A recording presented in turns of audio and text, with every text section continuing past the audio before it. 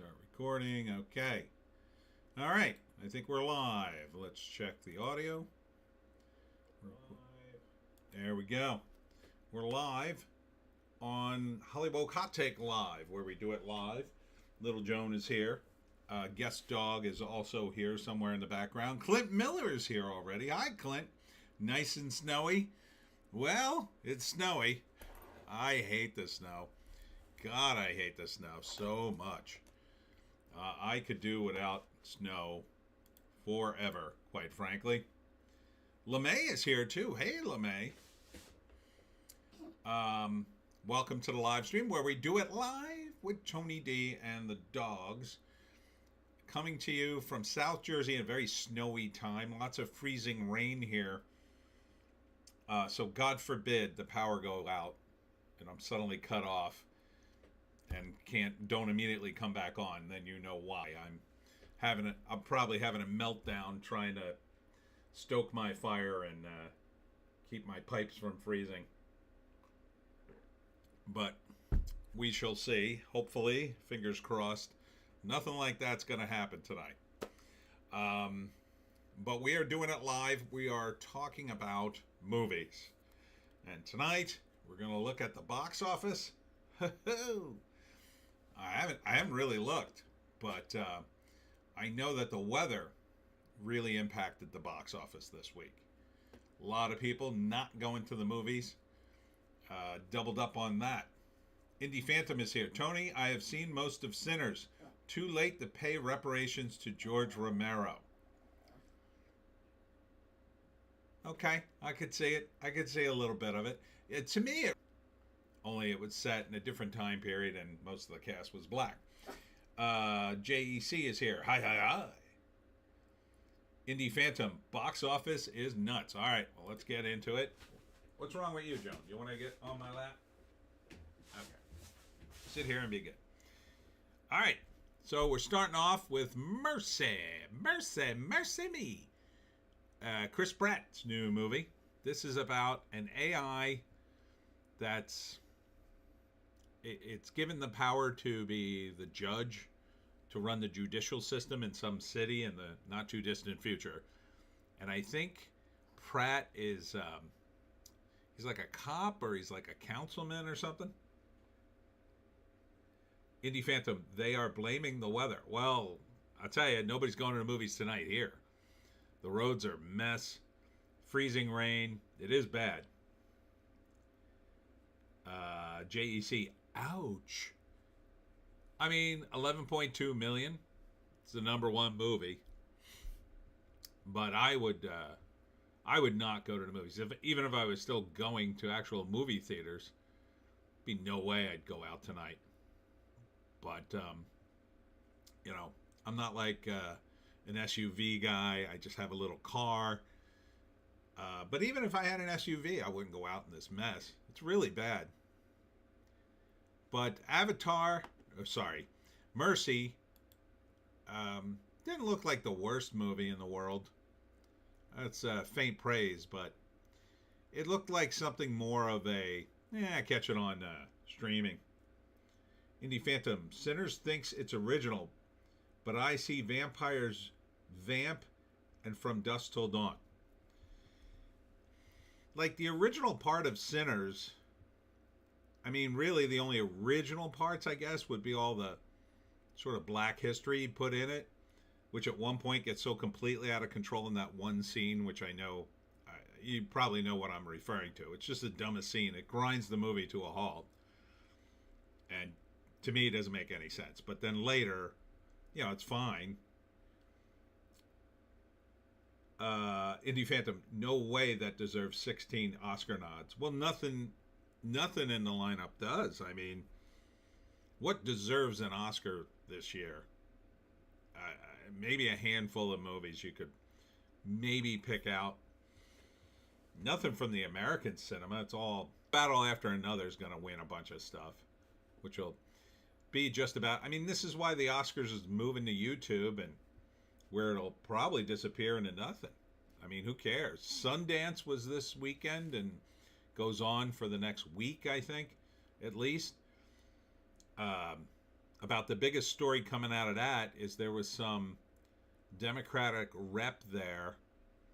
I'm not sure if he's black or Latino, but some guy apparently accosted him in a public restroom and made some kind of racial comment, and now that's the biggest news story coming out of there, other than the celebrities politically posturing over it. But we'll get into that a little later.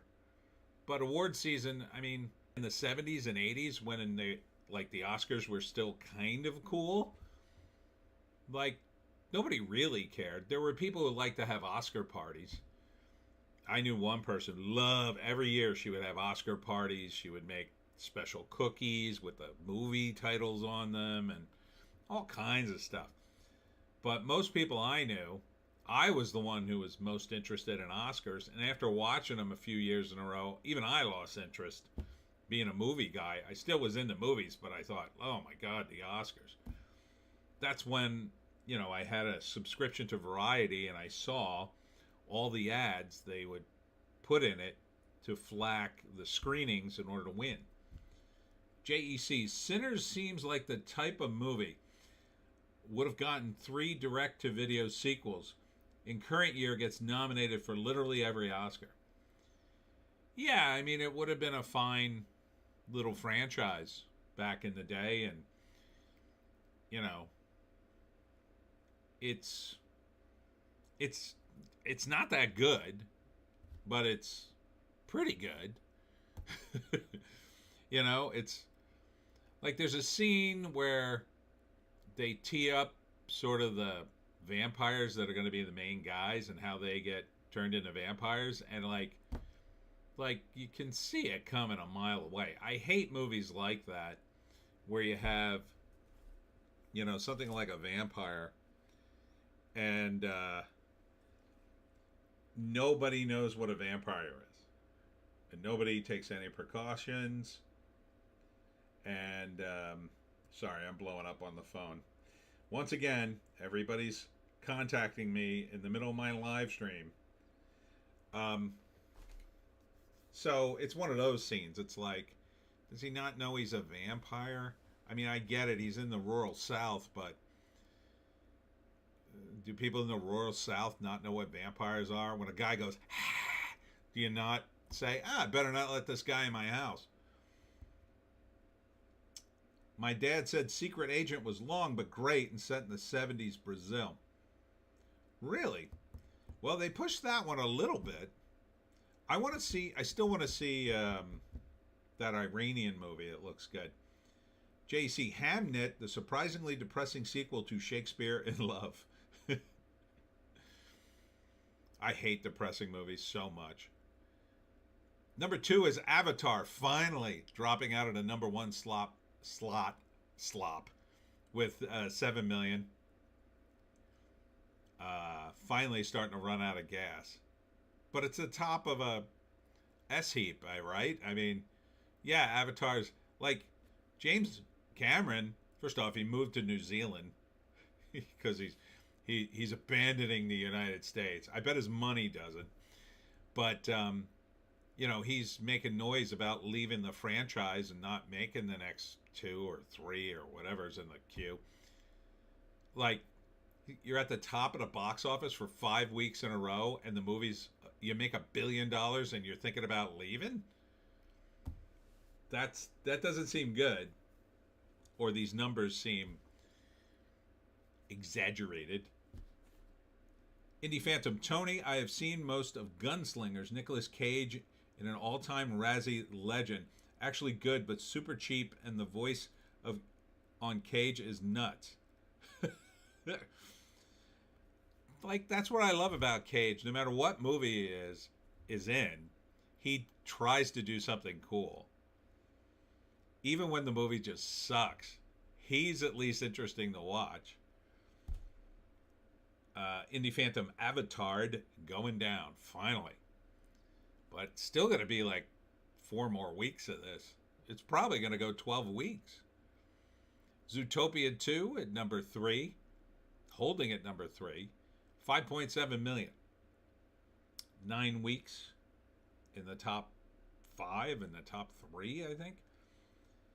JC, Del Toro has been making the same movie for like 20 years now. Oh, wow, the girl F's the monster? Yeah. Indie Phantom, good riddance to Cameron. JEC, notable Canadian James Cameron moved to New Zealand. I knew a guy who was, I think he was distant. He told me he was distantly related to him. And he was really angry about it for some reason. I can't think why. But he liked my stories and thought, he wanted to send a script to Cameron on my behalf. And I don't remember if I ever gave him the script, but I was really torn about doing it because he was so mad because he felt he was entitled to attention because he was related to Cameron somehow. I don't know how closely he was related. Indie Phantom, Cage isn't the best part of Gunslingers, but he's trying. Interesting. Del Toro is the monster. Where I fell off the Del Toro bandwagon was when he made The Strain. The Strain was so underwhelming. I've never seen a vampire show more underwhelming than Strain. It was so boring. Like, you're watching and watching and watching it, waiting for the vampires. And there's all this, like, setup, like, oh, there's going to be vampires. Vampires are coming soon. Here's the guy to hunt them. Here's the big giant coffin. And here's the big setup. And, like, you could see it, again, coming from miles away. Miles away. And no one does anything to stop the vampire and the breakout, which is obviously going to happen. It's just so relentlessly on the nose, but I think it got trapped partly in the television format because they wanted to reveal, I guess they wanted to reveal something every episode, but man. Indie Phantom, I will admit to not knowing what Mercy is until seeing the list. Oh yeah, The Strain was a strain. Ha! Yeah, Mercy seems like one of those movies Bruce Willis used to make late in his career before he had to retire. It was in the not too distant future. It didn't look bad, but it didn't look like they put that much money in it. And it kind of ended up looking cheap, and then, like, Bruce Willis kind of couldn't take it across the finish line. Now, obviously, they probably spent way more on that on Mercy. I mean, it comes out of Amazon, and Amazon, they made a S-ton of money on Pratt for the Terminal List. Although I don't know about the prequels. I don't think they did nearly as well. Number 4, again at number 4, is The Housemaid, $4.2 million. I can't get even excited a little about this movie. It just kind of looks, and the casting on it, to me, doesn't make any sense. It did well. They've already put a second movie in the pipeline, a sequel. JC, like Looper?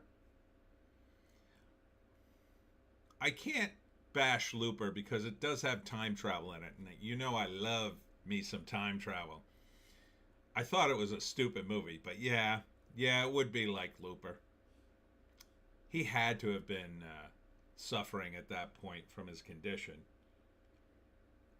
Indie Phantom, AI seems to be a bad movie plot device. Yeah. Until it takes over movies. The Housemaid, to me, looks so incredibly boring. And part of the reason it looks boring is because you have Amanda Seyfried hiring Sydney Sweeney. And both of them are pretty hot. Now, Amanda Seyfried is older, but, they look like they could pass for roughly the same age. Like they could pass for sisters almost. Like, if I was going to do a movie called The Housemaid where an older woman hires some hot chick, I would make the older woman look more matronly than Amanda Seyfried, right? Just seems like you looked around for a book that you could put these two hot chicks in, and then you just made this. But apparently it's working. Indie Phantom. Indie 5 has time travel. Yeah, that's true. It also has feminism in it. The Dial of Diarrhea. Yeah, you're right. It did. Doesn't make it that movie didn't make any sense. The time travel made no sense to me in that one. The Dial of Destiny. Really contrive. Like Raiders of the Lost Ark. That sounded like the Ark of the Covenant. Yeah. That's something. That's something, you know. And the Last Crusade had the Holy Grail. That's a real thing, or, you know, a real thing from legend. Then you do the Dial of Destiny, like, that's not a real thing. What was the one before that? The one with the Martians. Oh, the Crystal Skull. That at least was a real thing. That was based on, they had these crystal skulls. They can't figure out what they're from. JC, the older woman should have been like Betty Davis or something. Well, yeah, I mean, like, she's dead, but yeah, somebody who looked older.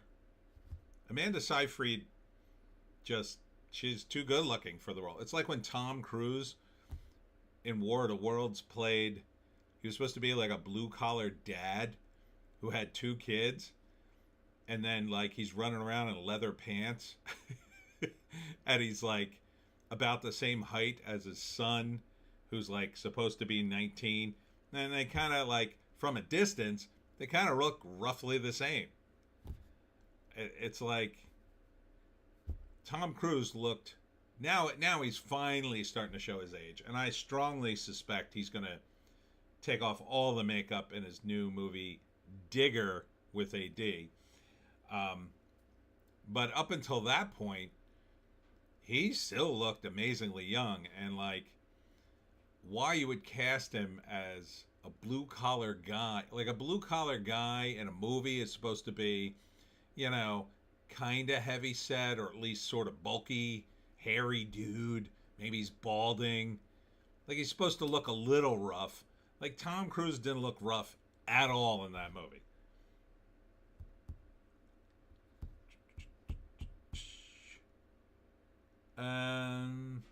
JEC. Temple of Doom, totally a real thing. Well, the Thuggies are, yeah. The Thuggy cult is 100% real. I have a book on it.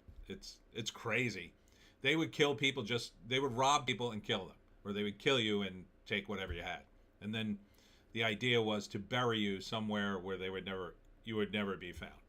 And that is what they did in India. It was a real problem. Indie Phantom, I am hearing all this talk about revamping of the Galaxy's Edge. Too bloody late. What are they going to do? Reopen the hotel with Ewoks? Let it go. Although I heard they're totally redoing it. Redoing the cantina. Yeah, I mean, they spent $1 billion on that thing. They can't just throw it away. They're going to have to reopen it as a hotel. In fact, I'm surprised they didn't just keep it open and just lower the price and maybe just remodel. I didn't understand why they closed it. Like, who the hell is running Disney's parks? Like, okay, the hotel's too expensive. It's a total failure. Scale it all back down and let people stay there. I don't know. Like, use it as a hotel. I assume it still functions as a hotel. Or did they create so many ridiculous high-end items there that they had to go in there and tear some of them out? I don't know. Indie Phantom, Tom Cruise still taking off his shirt? No bueno, dude. JEC, Digger with a hard R. Yes, that you can say with a hard R. Indie Phantom, I wonder if Tom Cruise will have a Liam Neeson phase. I don't know. He's not old enough yet for that. Like Liam Neeson, how old is he? He's definitely approaching 80. I know he's in his 70s. Place your bets. I'm going to say 77. 52 he was born, so 74. 74 this year. Ah, he was a little older than that. Well, he's starting to show his age, too. Indie Phantom, I love me a good thuggy. They're scary dudes. They really are. They were like in,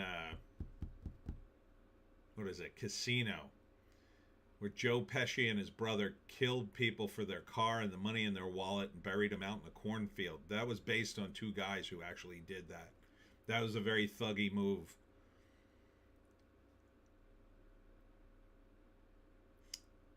Indie Phantom, I say 74. You were right on target.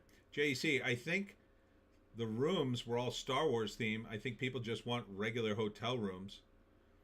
Indie Phantom, and nailed it.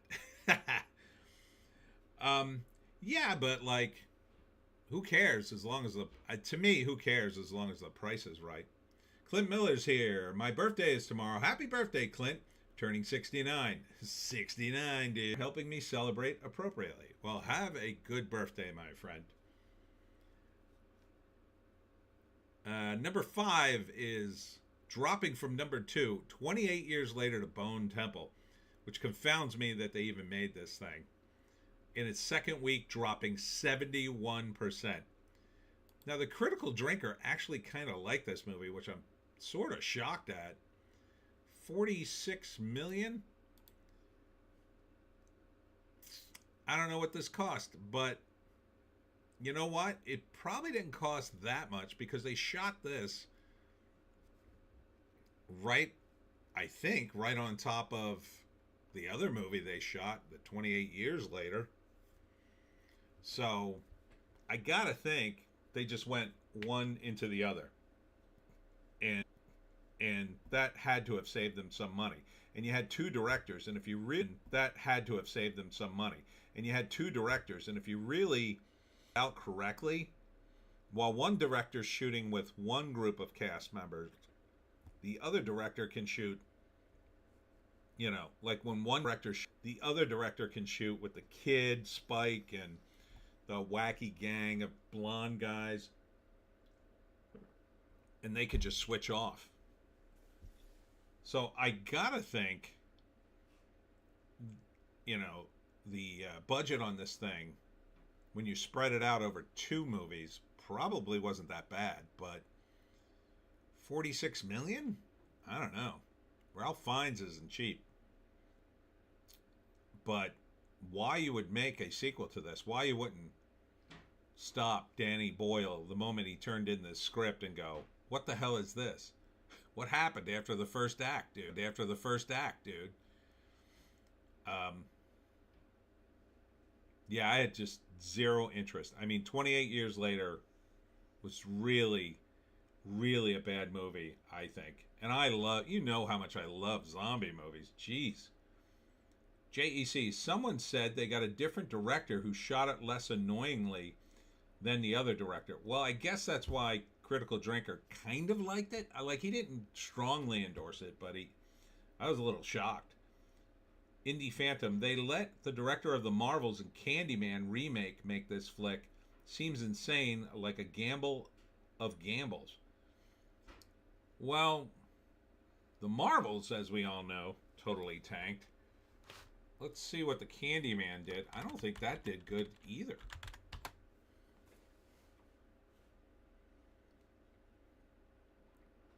I think this movie tanked too. And are you giving me the information? Come on, website.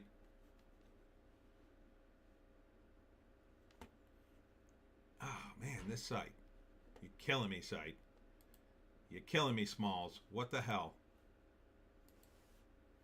I have to type it in again.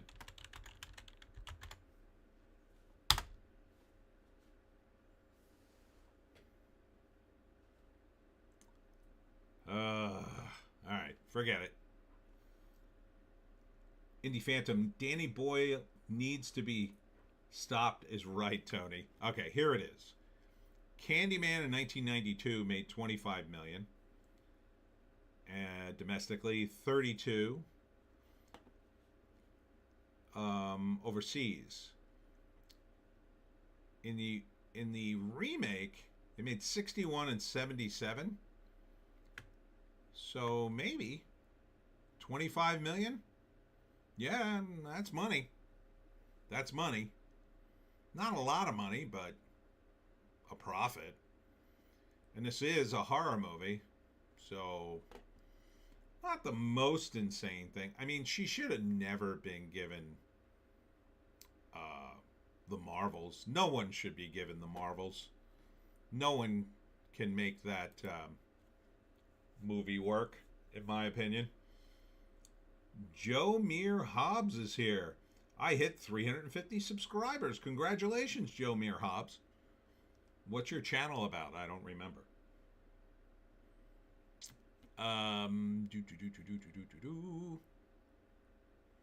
Number 6 is Marty Supreme, dropping from 5, 3 points in its 6th week. This is getting all kinds of Oscar buzz, mainly because of Timothée Chalamet. $70 million budget, though. It's only made $103 million. I think this movie is cooked. I mean, it's got to make another $40 million just to sort of break. Yeah, I think it's done. I think it's out of gas. Indie Phantom, it made money? Jesus, I was sure that tanked. Maybe it was just reviled. Well, in the business of movies, I always repeat this lesson. There are 3 kinds of movies you can make that tend to make the most money. Horror movies are on the top of the list. Then action and TNA. You know, hot girls taking off their tops. Now, domestically, hot girls taking off their tops in the United States really isn't much of a thing anymore. Action movies require stuntmen, and, you know, there's a liability factor in that. But horror movies, all day long. They're cheap to make. You make them in the modern day. You know, a lot of it's just mood. A lot of it's just music and jump cuts and darkness. So they tend not to cost a lot of money. And they tend to get good returns. So, $25 million movie with a name like Candyman, I'd be surprised if it wouldn't make some money. It'd have to be so insanely awful, like, you know, like if some reverse woke idiot race swapped Candyman and took all the horror out of it or something stupid like that. Indie Phantom, return to Silent Hill. Why would I do that? Well, the thing about, and now this goes to video games, are bigger than movie audiences a lot of times. There's a lot of money in video games if you could get those same people to come through the door. But the problem is you've got some video game guys, they're out of it. They don't care about the IP at all. You've got some who just don't want to go to movies. But there's so many of them. The IP is known. I think it works better with stuff like Mario and, you know, stuff that's a little more family oriented, because that one will, you know, you could take your kid to go see it. And it's like, oh, I grew up on this, I'll take my kid now. But, yeah, Silent Hill, I mean, it might do okay just because it's a horror thing. I don't think it'll really capture the video game guys, but maybe a few of them. Oh, and Minecraft did well. Indie Phantom, one of my channels saying that F1 lost $100 million. Still need to see it. I must look into this TNA you speak of. Sounds good. F1 lost $100 million? It's possible. I didn't think it did that poorly. How long is this going to take? 100 million. I mean, it did look a little pricey to shoot because you got all the racing cars, you got Brad Pitt. There'd be some special effects because he's not actually driving. But not that many. A lot of it would just be, soundstage. All right, here it is. F1, the movie. No, this movie made money. Look at it. It's 631 million. You mean to tell me this thing costs more than that? No way. This movie would have to cost like an insane sum. What's the budget on F1 movie? I would clock in this budget at most 200 million. It's saying 2 to 300. Most sources converged on a figure around 250 million. Now this is the AI. So it's possible it did lose money then. If it was that much, 250 million means it has to make 500 million to break even. Then you got another 125, but that's 625 million. And the thing made 631 million. So that's at least break even. I don't think this thing lost money. No way. Indie Phantom, I heard Candyman was woke and it was pretty much a racial thing. Yeah, that I vaguely remember that. I just looked at another woke horror movie the other day. Same kind of thing, but it was so woke, it didn't even tell you. It like skipped the plot and went right to the racial injustice. Indie Phantom, I feel like a GTA movie is likely, but that they will totally botch it if they do. Well, the real worry is not even the movie, but how did I mess this up? Oh, the video game. There's a huge worry they're going to botch the actual video game because, they've got some woke issues, apparently. They've got the usual sort of video game issues that, happen. Oh, here's Silent Open. Return to Silent Hill. 3.2 million. Oh, this is cooked. No way this thing was cheap, I would say. I mean, there are no actors in it I recognize, but no budget. Yeah, this thing's done. There's a lot of CG in it. Has to be. Let's see. What was the budget for the Return to Silent Hill movie? I'm going to say 50 million. I mean, I can't imagine it would be less than that. Indie Phantom, F1 nominated for visual effects. Somehow they overspent. 23 million on the budget. Wow, that's pretty tight. 23 million.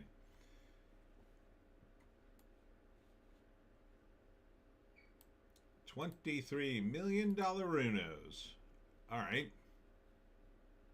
On a movie that made 3.2 million, nah, it's cooked. The only thing that might save it is if they jam it in more movie theaters next week. I mean, it's only an 8 with it. I mean, but I like vampires, so. Indie Phantom, car driving looked like volume and not great. Indie Phantom, also like Alto Knights, I don't understand why they bother doing the twins thing that requires effects, money, and could have just had 2 actors. Would be cheaper, you would think. Yeah, I think it's an ego thing. I 100% think it was an ego thing with Robert De Niro, probably with Michael B. Jordan. Because it was a way for him to play, he could die in a scene, he could be a a good guy. He could be a vampire. He could do this. You know, he could do everything in the movie. But actors like to do that. I mean, Eddie Murphy did it for years. So, but like, somebody should have stopped Robert De Niro. Somebody should have set him down and go, Robert, people are going to laugh at this movie. Because I never laughed so hard as at a trailer as Alto Nights. I don't think I could sit through that movie. But Jesus. All right, Joan. We're done. Okay, you sit over there. I know. I betrayed you. It's not that hard to do the effect, though. You know. It's just, you know, you got to shoot it twice. You got to shoot it once where he's in one wardrobe, and then he's got to shoot another scene where he's in a different wardrobe. You got to block things very specifically so they make sense. It's definitely more trouble, but, and you know, the actor has to be pretty good. Now, Robert De Niro can act, kind of, but Michael B. Jordan can act.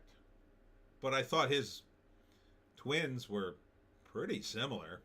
They weren't particularly different. Indie Phantom, Michael B. Jordan in a Norbert remake. Well, he's still in his serious actor phase where he can be very serious and people treat him seriously. Robert De Niro was in that phase forever. It's so bizarre to me now that Robert De Niro's in comedies. He was in Meet the Fockers. He was in Bad Grandpa. And now he's just a total clown. But in the 70s and 80s, people talked about Robert De Niro like he was a god who walked in Hollywood. Like, oh, Robert De Niro's here. Robert De Niro's going to be in the movie? Oh, I got to see that movie. Robert De Niro. That's where Michael Jordan is now. But, you know, give him 10 years or keep tanking the movie industry. I mean, look at some of the movies these celebrities do. I saw Sigourney Weaver did a movie. It was like one of those Lifetime movies that end up on a hotel TV where she rediscovers love late in life. And, oh, I couldn't believe she was in it. I was like, why is Sigourney Weaver in this thing?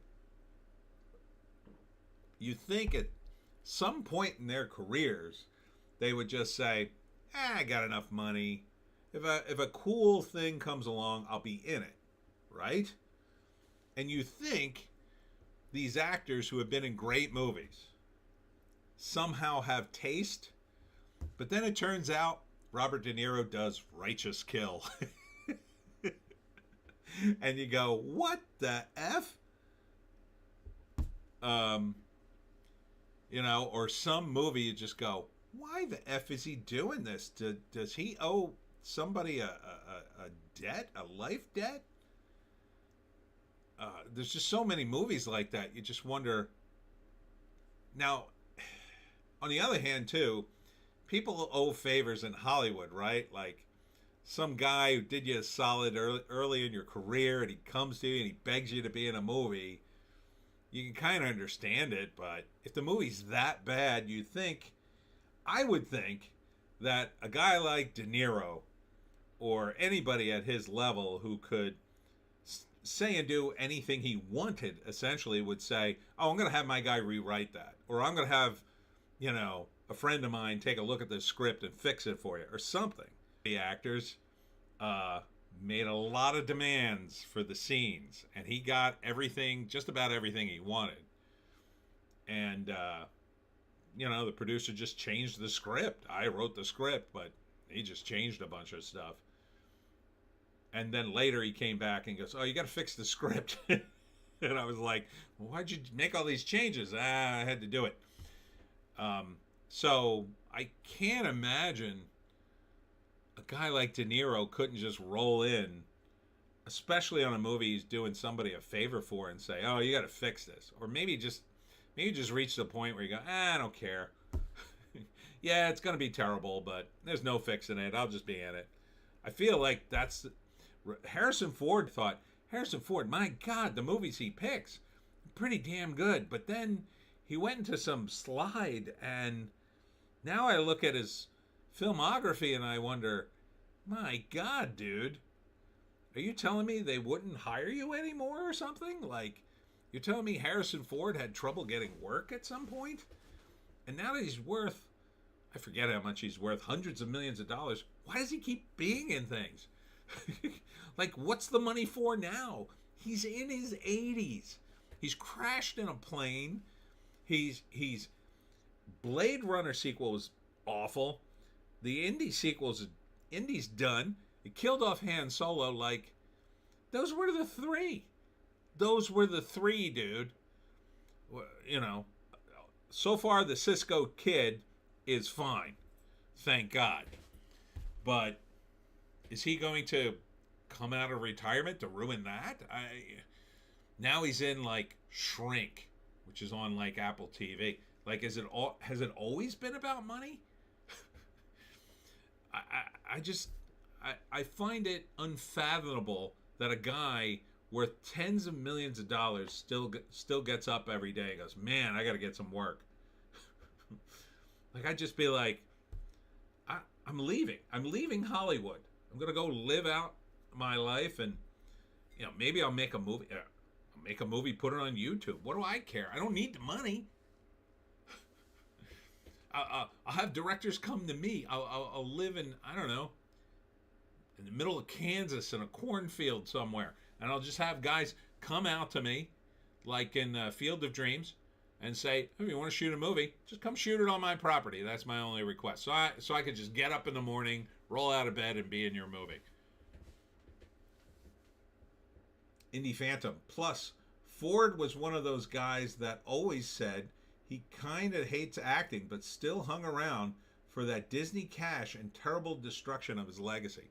Yeah, he always struck me as that guy. He struck me as one of the few guys in Hollywood. He was like a real guy who just sort of fell into acting, but I guess that was all BS. One of my movie buddies just texted me. They just showed the Supergirl trailer during the game. Brilliant, tremendous, the film of the year. He's being sarcastic, by the way.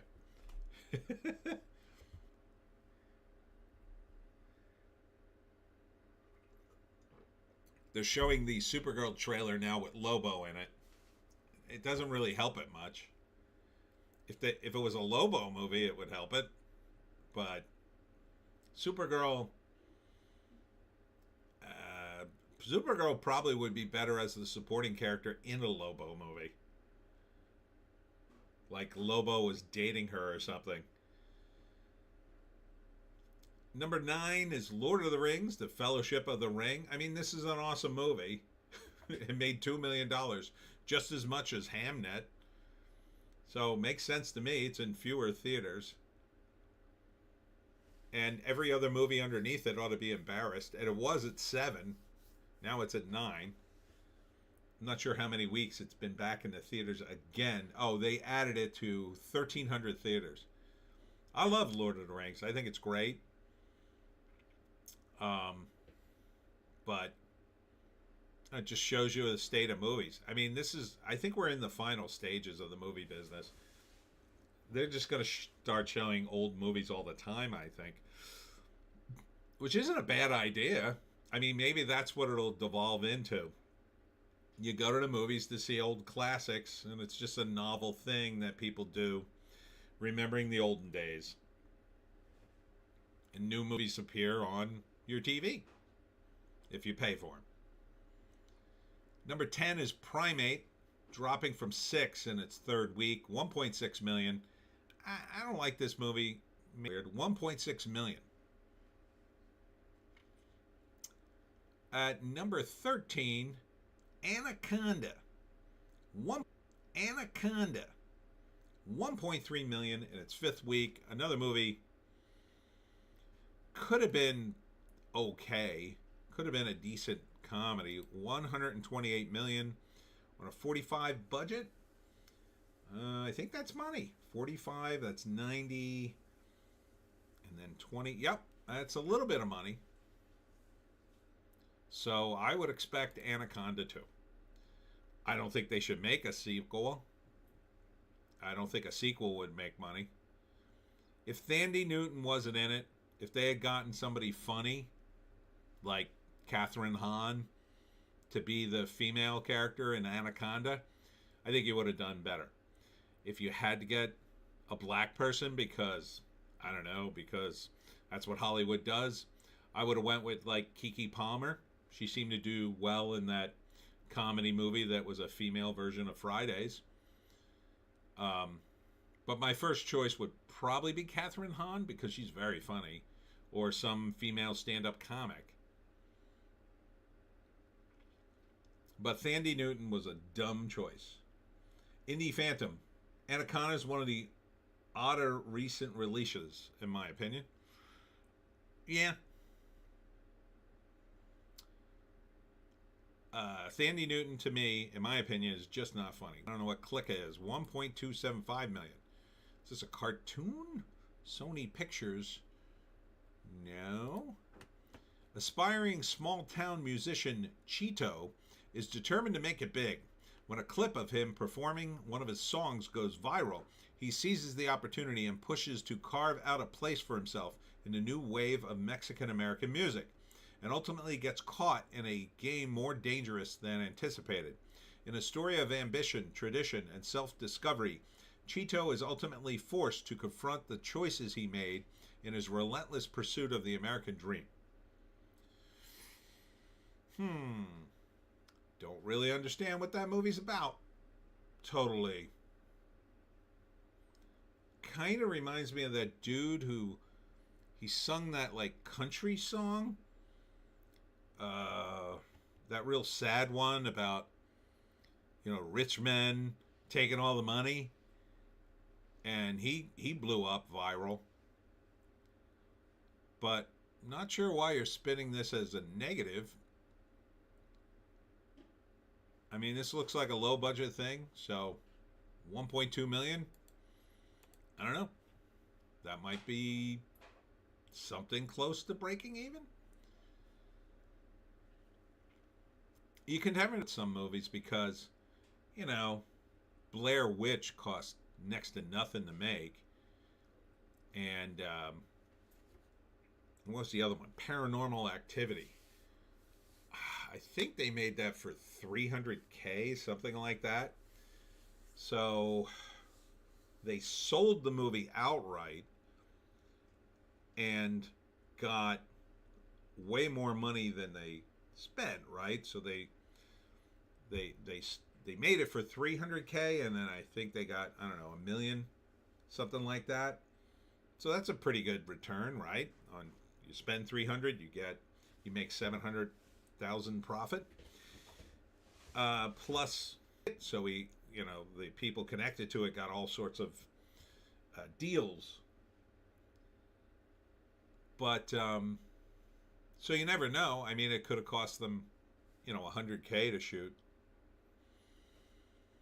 SpongeBob movie, The Search for SquarePants, $965K. In its 6th week, that's just money in the bank. Greenland 2, Migration, $950K. Still in a lot of theaters in its 3rd week.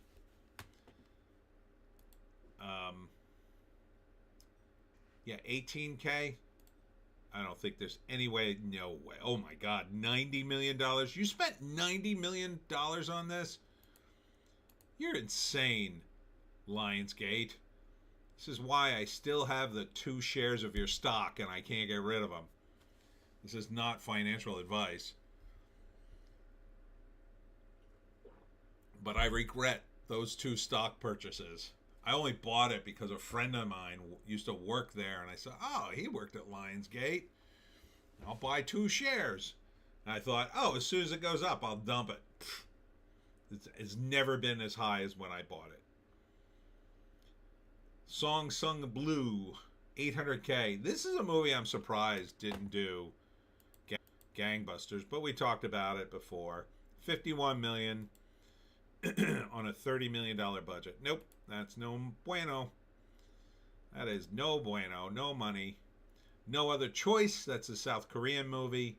In its 5th week, $735K. The Testament of Anne Lee is Amanda Seyfried in a musical where she's like she's like a Puritan or from Angel Studios, $570K. Here's The Secret Agent, $220K.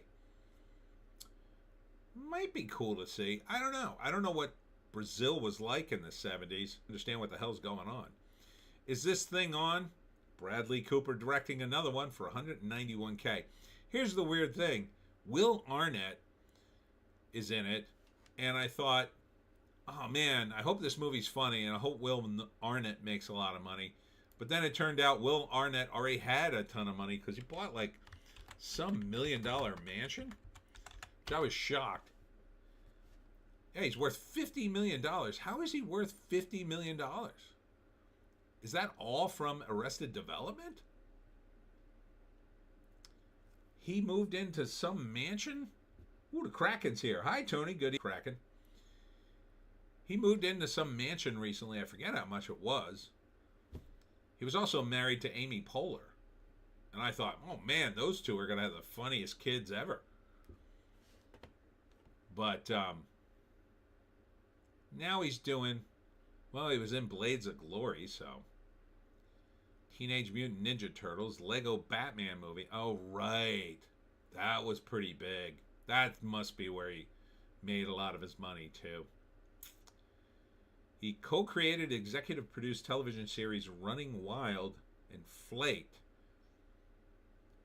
Oh, right, and BoJack Horseman. I forgot about all these. Okay, now it makes sense.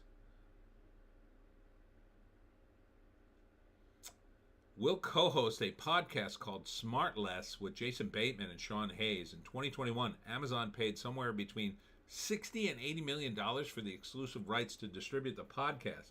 In January 2024, SiriusXM Holdings paid $100 million to host the podcast for 3 years. Wow. He should have more than $50 million. Indie Phantom, Song Sung Blue is pretty decent. Watched it over the weekend. No wokeness, good music, acting is fun. Too bad. That is too bad. I mean, it's not a bad idea. I think they just jumped on it too late. So, yeah, is this thing on? Will Arnett doesn't need this movie, so who cares? But Bradley Cooper directing, I don't think that's a good idea anymore. He should just be in movies. Sentimental Value, that's more Oscar bait. Wicked for Good. I'm surprised that, I don't think that's gotten any nods in the Oscars. Maybe one for costuming, because I didn't see the list for costuming. Five Nights at Freddy's, still hanging around in 222 theaters. $75K. Oof, that did not hold up. Arco, $51K. It's in 4 theaters. What the hell is Arco? Forget now. It's not Argo with Ben Affleck. It's Arco. Arco.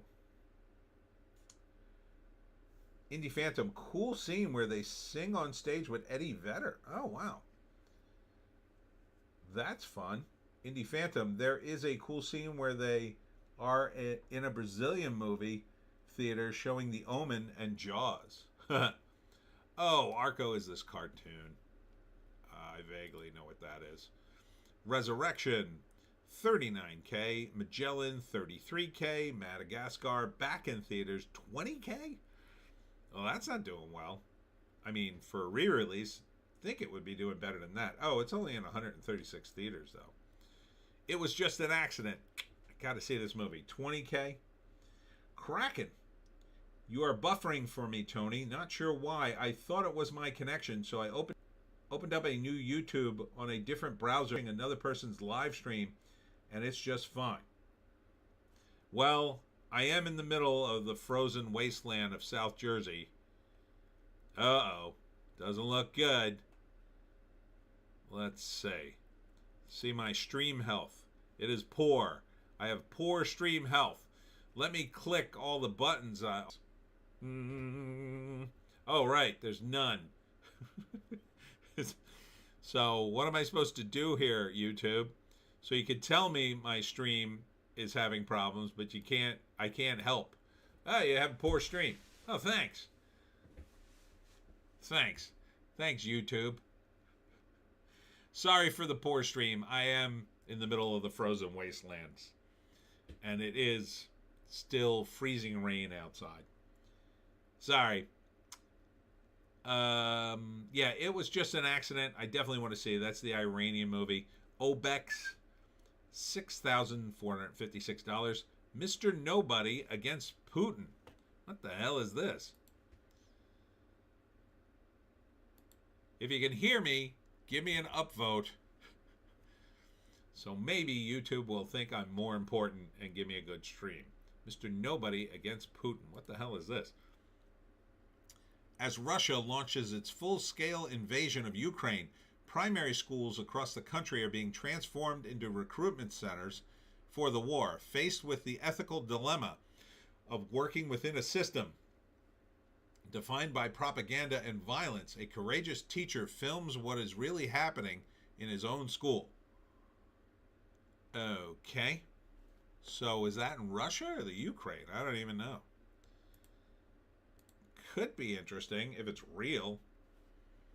And Mistress Dispeller, $100. That is the lowest amount of money I've ever seen any film make on this list.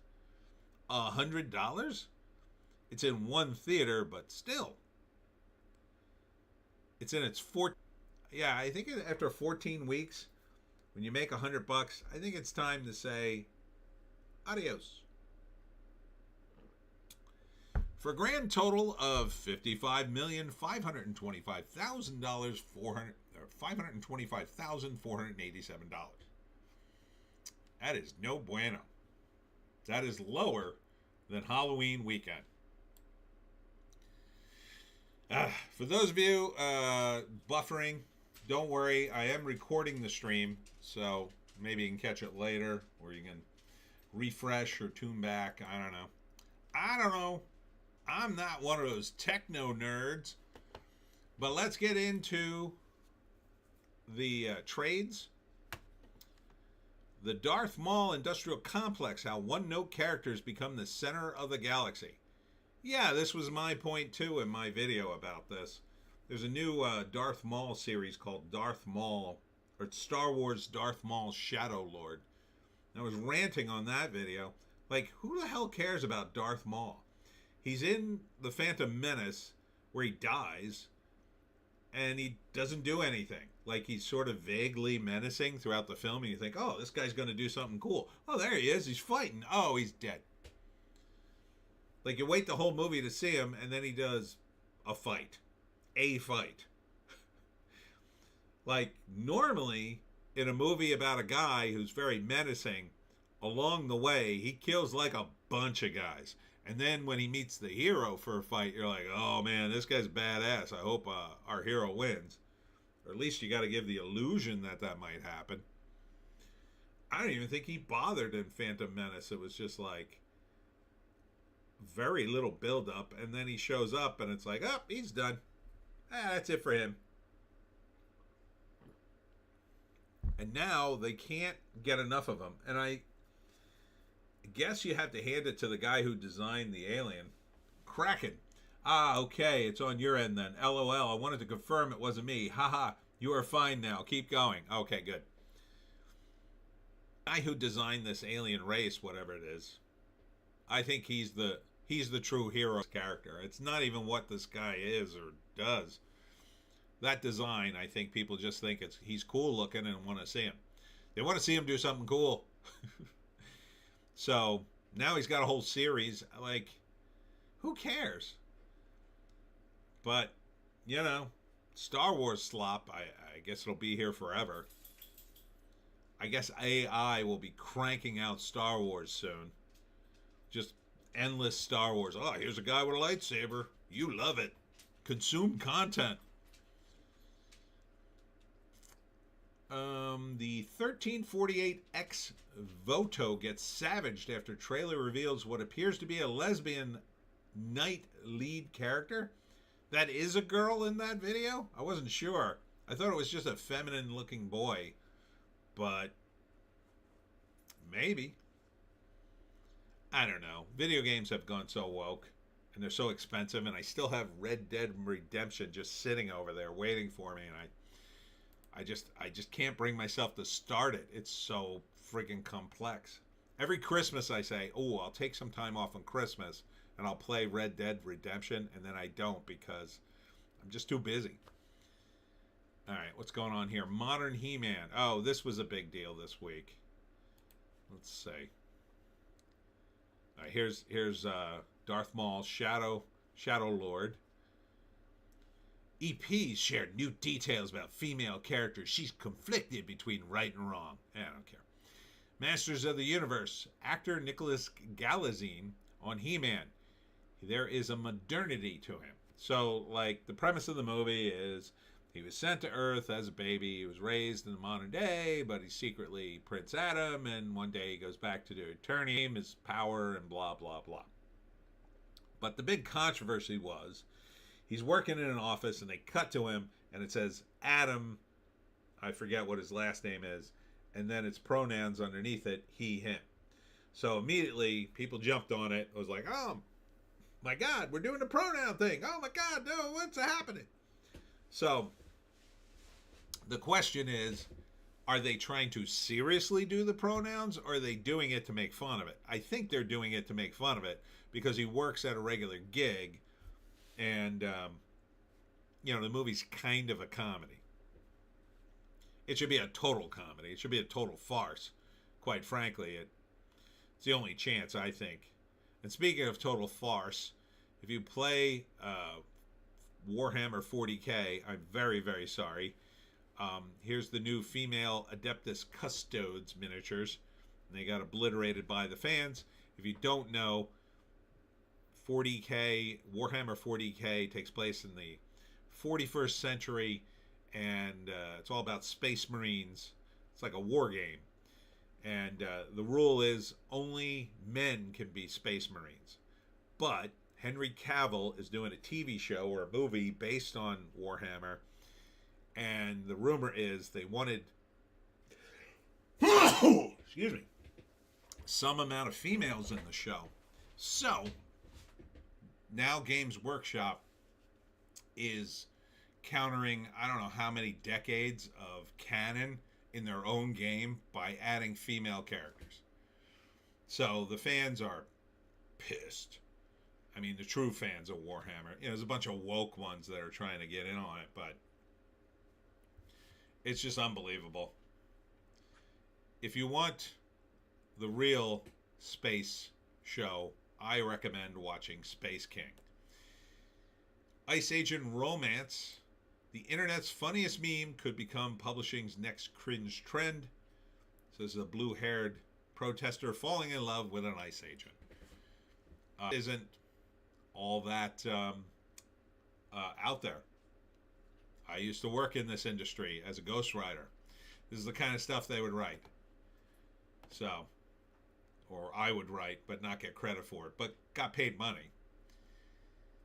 Let's see. Daphne Keene reacts to the righteous moral criticism of the Alkalite. I can't believe they keep bringing this show up.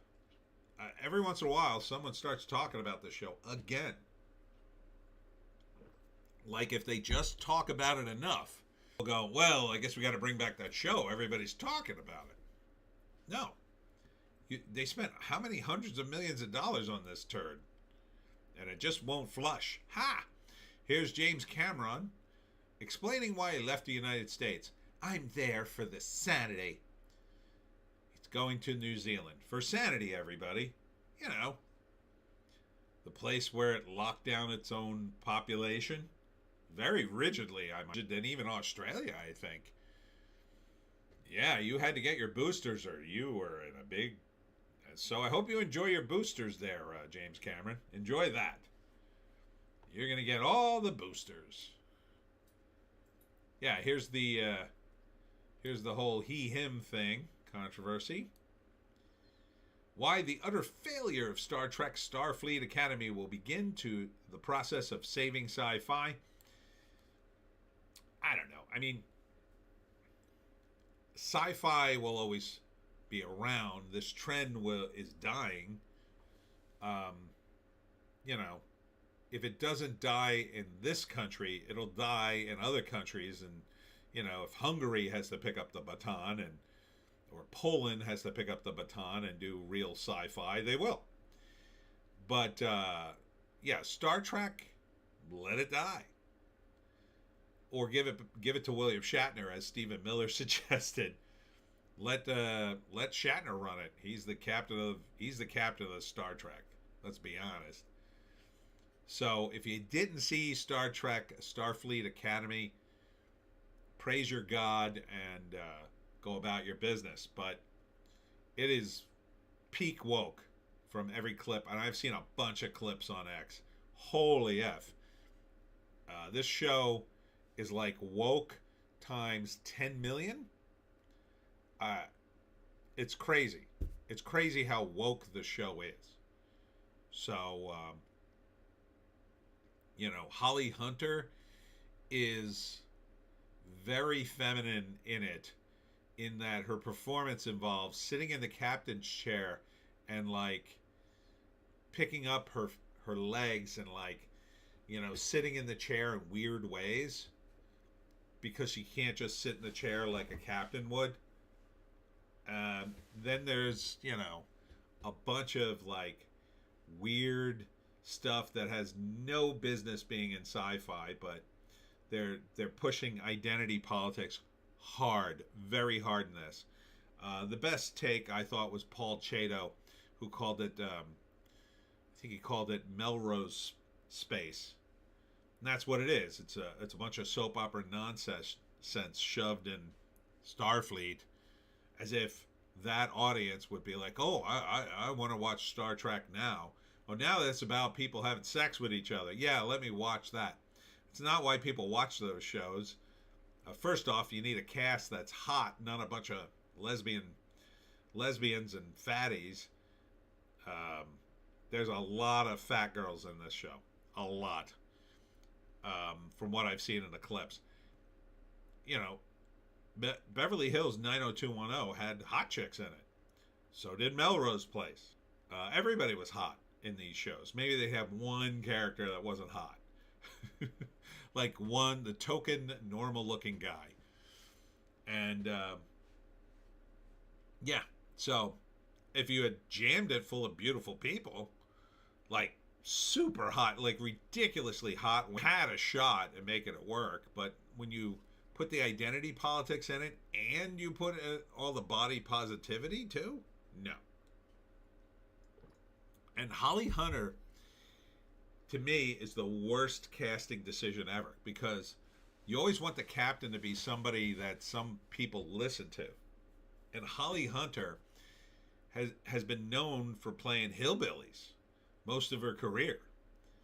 That's not someone who, in her role as an actor, typically, you know, it doesn't make it sound like, oh, I got to listen to the hillbilly over there. She sounds like she knows what she's talking about. Like, that's why it was Jean-Luc Picard, a guy who had, you know, Shakespearean background. That's why it was Shatner, who was like handsome man and leading man dude who could be, you know, he could have been anything. He could have been a cop. He was T.J. Hooker. You had Cisco. He was pretty manly. So you had people you could look up to, and then you had Janeway, who I was like, Scott Bakula, kind of. But I don't want to listen to Holly Hunter. Like, was she the only one home that day? Is that why you cast her? It was so weird. And that she wouldn't look at the script and go, is this the script really? Because she would have, I gotta imagine, some sway over the dialogue of her own character. Or some of the, you know, she could push back a little. She's the biggest name on the show. I don't recognize anybody else. Well, Robert Picardo's in it. Robert Picardo was in the Star Trek Voyager as the hologram doctor. And I think in this one, he's the guy that the hologram was based on, I guess. So he's like a real guy in this one. So they can explain why he looks older. But, It's so embarrassing. And like, Paramount just got sold to Skydance. Why would Skydance release this? I get it. You spent a ton of money on this show. Probably spent way too much money. But you're going to relaunch it, right? Why hurt the brand further? I don't get it. Seems like a bad move. Variety. Mercy dethrones Avatar. Well, it's true. That's good. It makes the movie sound good. Makes Pratt look good, but I don't know. It didn't seem like a big dethroning, but we'll see what happens next week. Next week will be interesting because hopefully we won't, half the country won't be frozen. And we can see what happens to the, when people kind of go back to the movies. Natasha Lyonne has relapsed after 10 years of sobriety. Recovery is a lifelong process. Okay. Alex Honnold on his record-breaking live Netflix skyscraper climb, where the gasping crowds made him nervous and how windy it got. So this guy climbed a skyscraper, I guess with no rope. Sounds dangerous. Channing Tatum cried 5, 6, 7 times at Josephine premiere as film becomes first Sundance 2026 sensation. All right. Is that his movie? Let me see. What's it called? Josephine. Did he cry at his own movie? That would be lame.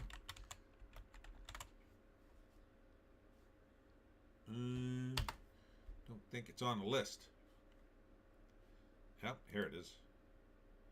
Yep, he's in it.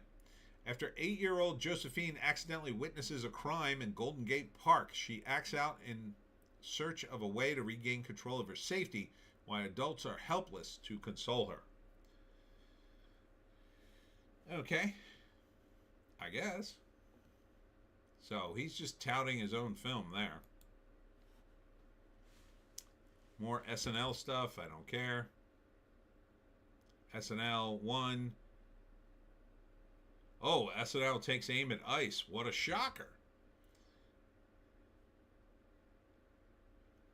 Chris Pine tells future Star Trek bosses to have fun with the good luck with the franchise. So that sounds like he's like, yeah, don't call me. Yeah, I don't want to be involved with your new Star Trek thing. I had my time. I made my money. Yeah, you just keep that Star Trek over there. Good luck. That's what that sounds like to me.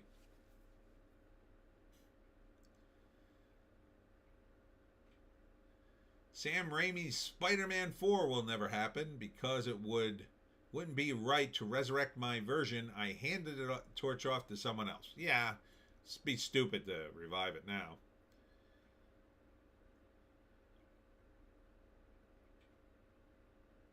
Although I did see a funny scene. It was on the set of one of the Tobey Maguire movies. And it was William Dafoe. It was the one with Doc Ock. I don't think it was the No Way Home movie, although it could have been. Second, people are being murdered. Well, that certainly changed my mind on things in this country. A celebrity says something and wears a pin. I mean, you got to stop and reevaluate your life. This shirt has never been more right.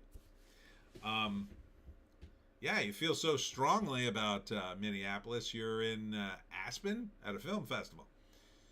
Oh, here it is. Man arrested at CAA Sundance party after assault of congressman. He apparently tried to hit him or hit him. I don't know if he actually connected with him. But this is weird to me because, number one, CAA is a really big agency in Hollywood. So when they go to something like Sundance, you would think they have pretty damn good security in the place, right? Or they would spend some money. The second thing that's weird is that this is a Florida rep.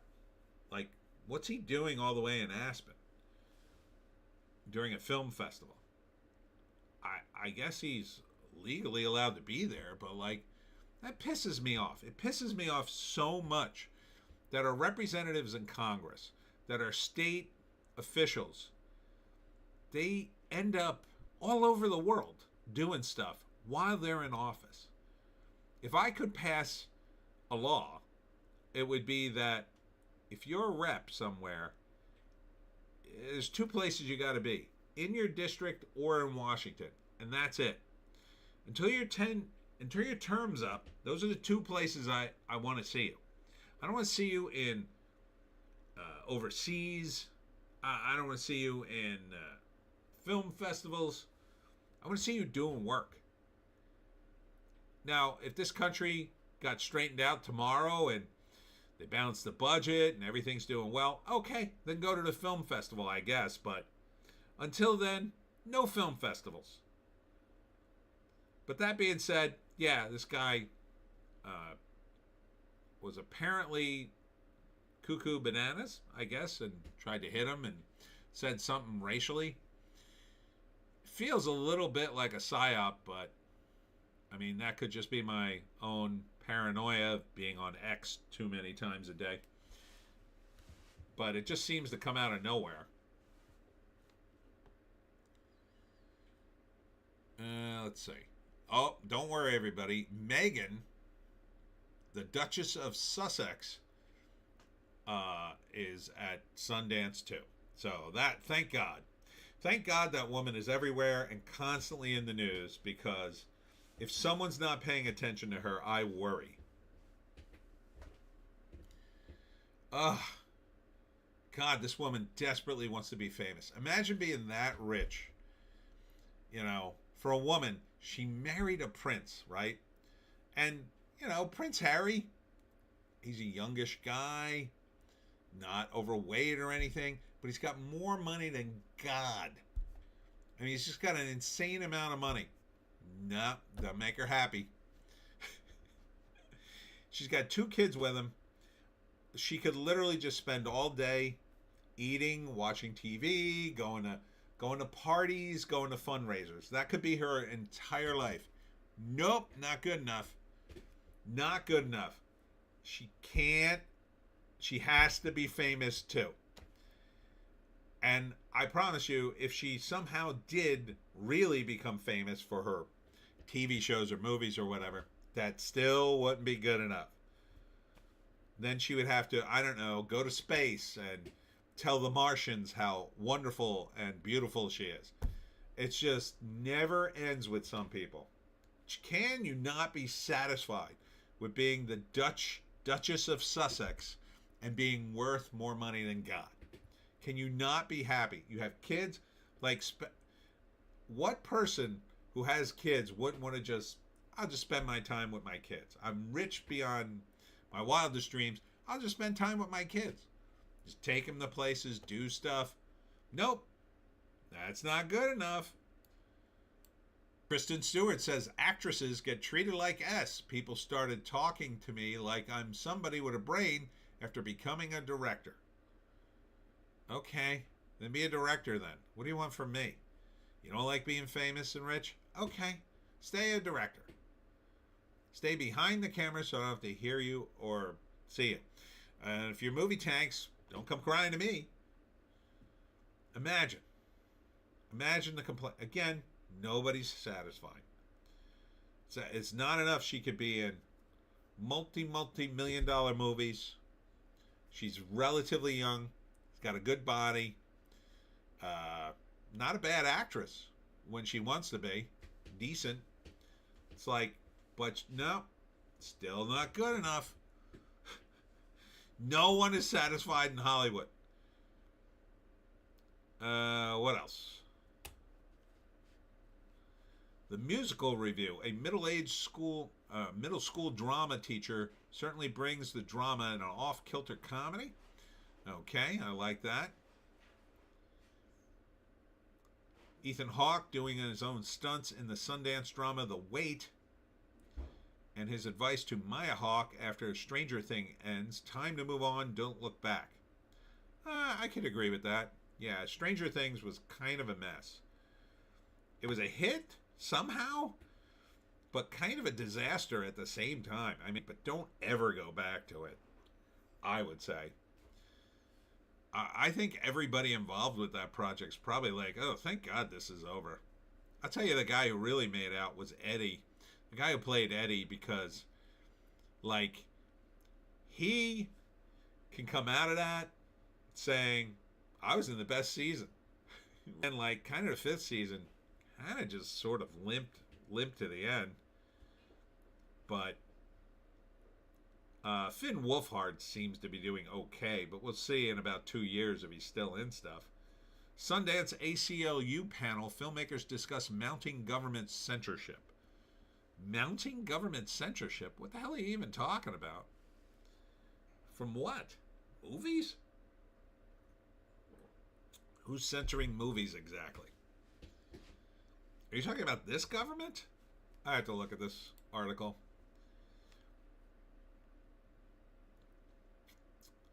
Moderated by ITVS President and CEO Cario Lozano, panelists including filmmakers and ACLU attorney and producers discuss how mounting pressure from government censorship, corporate gatekeeping, and self-censorship is affecting their ability to tell challenging stories.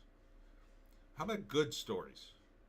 Tandem Pictures' Julia Christias, who's in Park City with the Molly Ringwald film Run Amok, explained how a location she had secured for an upcoming narrative project abruptly became unavailable. I'm an indie producer, and like many, many indie producers, we go into real communities in our country and abroad to make our work, she said. This year, after I made Run, I went into Ohio to make another film. We were meant to film in a university. As the date got closer, we were calling to make plans. The university started to explain why we would no longer be welcome at that university.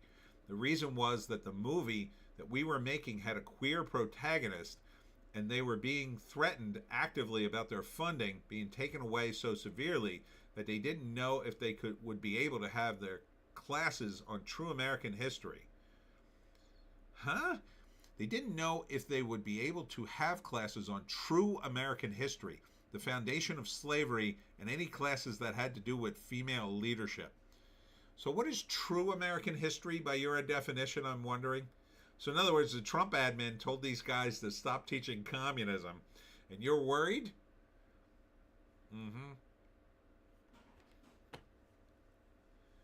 Christia says that she was shocked. Oh, I don't know. I mean, I don't think that's censorship. It's the college for not having the guts to go, oh no, you could shoot here. Like, I don't understand why the Trump administration would take away their funding because they let a movie shoot on campus. Who cares? That doesn't make any sense. I think she's really stretching it there. My producing partner and I both said, probably naively, to the university staff, you have the chance right now to stand up to fascism. Oh, it's fascism that you can't shoot a movie on a campus now. You can say no, and you can have us here and take our money. And this poor guy was just like, I can't. I will lose all of my funding. But if I take that funding, I might be beholden to a new set of rules about what I can and cannot take to educate our students about. Christias did not state the name of the university. Oh, so is it even real? Okay, that's not censorship. But whatever. Moving on to Bounding in the comics. This is... Why do you do this? I gotta click on them headline. And it's... There we go. Hasbro sued for lying to investors. New lawsuit claims recent stock prices were artificially inflated by overprinting Magic the Gathering cards. Wow. That's amazing. I can't believe all the stuff I used to do, play Magic cards and make comics, it's like it's like it's all destroying these businesses. Like Hasbro is a multi-million dollar business. So it's like they got corrupted, I would say, by the card industry. And the card industry, if you don't know, whether it's trading cards for like sports or in this case Magic cards, it's like super sketchy at some level, because you got guys who, I think I may have told you the scam. So like when you play Magic cards, there are certain cards that are worth a lot of money, so you don't want to actually play with them because they're worth so much money. So what you do is you put them in a screw down case that's clear plastic, and you play with what's known as a proxy card, right? So one of the hardest cards to have is the Black Lotus. You can only play it in certain instances now, but what you would do is you put the real Black Lotus card in a screw down case and bring it to the event and say, here's my card, and set it on the table.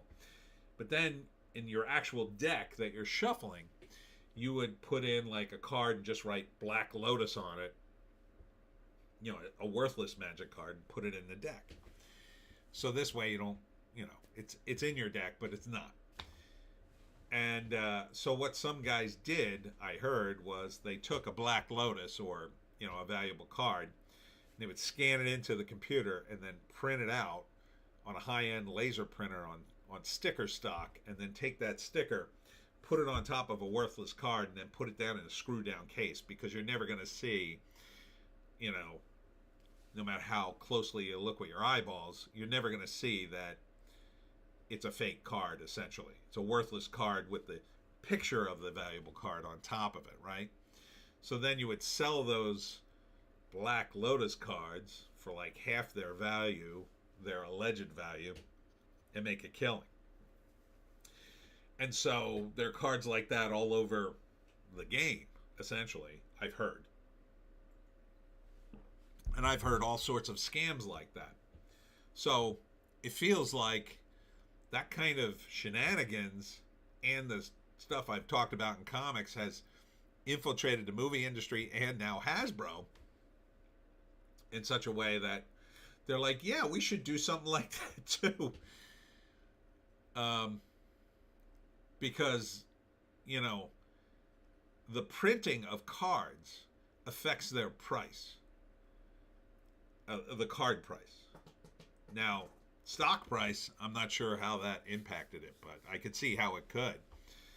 But like if you're printing or underprinting or overprinting cards and comics just to jack the price either way or juice the orders, it's not a large step to be at the forefront of then doing it for your stock price. So it's kind of funny. It's kind of like the guys who are coming up. Maybe the guys who were coming up who played Magic cards and comics and saw all these shenanigans, they grew up and they work at these companies and they say, oh, we should do that at the company and jack up the stock price. I don't think we can get into trouble for that, can we? 28 years later, the Bone Temple review, Bones and All Ain't Enough. Not surprised.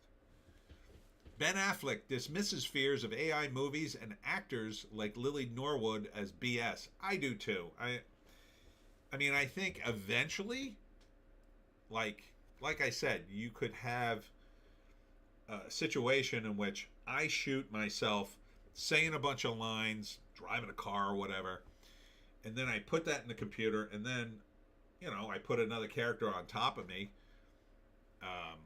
because I can, right? I mean, you can see that. They already do that with deepfake AI. So, I could do a Pineys movie where I literally say all the lines, right? And I just shoot a bunch of footage, edit it together, and then I drop, I change the image of Milton to look like Milton, or someone that looks like Milton. And then I change, Lewis and Shelley, and I change the voices, and I'm good to go. And then the movie looks amazing. I could see it working that way. Fable reboot cuts series famously morality alters appearance. What? Fable reboot cuts series famous morality alters appearance mechanic. For us, that doesn't really work. I don't know what that is. I think it's a video game. Avatar boss James Cameron stands by decision to leave USA for New Zealand. I'm not there for the scenery. I'm there for the sanity. Adios. Edward Norton, Olivia Wilde, and more speak out against ICE at Sundance. An illegal army is being mounted against the U.S. citizens, and we believe so strongly. We are here in Aspen, Colorado, eating caviar and watching movies, but we wore a pin because we're upset. Yeah, I can see how upset you are. I see how important it is. You wore a pin and went to a film festival. Shut up. Shut the F up. I have a relative that's in that area, and I'm worried for him. The entire situation in Minneapolis is a communist insurgency, or it's trying to be, which is probably why Trump hasn't invoked the Insurrection Act, although I go back and forth about whether or not he should. Part of me feels like, well, if he did it, all this stuff would be, nobody would get killed. And people could go about their business. But then part of me is like, yeah, but they'll use that against them in the midterms, and then we're effed. The Democrats get back in because they'll just say, oh, no, see, we'll be in, and we won't allow people to do that. And then they'll just do what Biden did, literally surround the White House with razor wire and fences and soldiers and be complete hypocrites. So, I mean, Trump's playing a very high-end chess game. I would hope Tim Walz will go to prison. I blame him most of all, him and Jacob Frey, for the insanity in that city. Because they are the ones who are going on TV, and instead of saying, go home, do not interrupt ICE, they are saying the complete opposite. They're saying, stand in front of ICE, protest all you want, or something similar to that. I'm not going to quote them directly. I don't remember what they said exactly. But they're certainly encouraging it by their tone and tenor of their speeches. And the guy who got shot, and there's some controversy about it, but he was interrupting law enforcement officials, and he was armed with a gun. So I don't know about you, but the very idea of approaching an officer with a gun and not being totally friendly and nice to him so he doesn't shoot me, I mean, that would be my top priority. Not to antagonize him. And not that I think people should be shot by the cops because they're carrying a gun, but you got to use common sense. You can't just run up on the guy and say, hey, what the hell are you doing? When he's obviously arresting illegal aliens. But, yeah, the nuance is lost on these people. Again, they're rich. They're millionaires. Let's see how much Olivia Wilde is worth.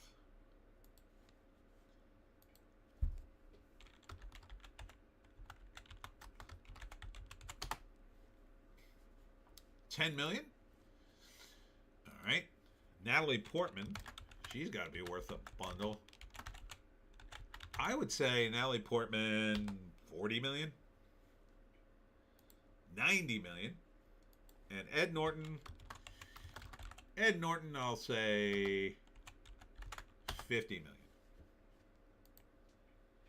$300 million. Wow. But hey, you can go to the film festival. I mean, I know a plane ticket's a lot of money. And standing out in the cold when you're as rich as the three of you, it's probably a non-starter, but I mean, if it's that important to you, go to Minneapolis. What's going on? Knife, the attempted murder of Salman Rushdie review. Alex Gibney's intimate study of physical and spiritual recovery. I might see that. I'm kind of interested in that. Ma'am Danny tells New York City residents to stay home and read Heated Rivalry amid snowstorm. Read a gay hockey player book? Yeah, I'm not going to do that. Why would he encourage that? It's so weird. What a weird take. Make more sense if he told him to stay home and read the Communist Manifesto, because that's your future in New York. Jamil explains calling Blake Lively a self-deleted bomber in unsealed text. Yeah, I think more and more I'm leaning in the Blake Lively Baldani lawsuit. More and more I'm leaning towards Baldani. I was sort of leaning towards him mostly initially, and I kind of went back and forth, but yeah. Now that we're hearing from third parties, some of them seem to have very interesting takes about Blake Lively's deal.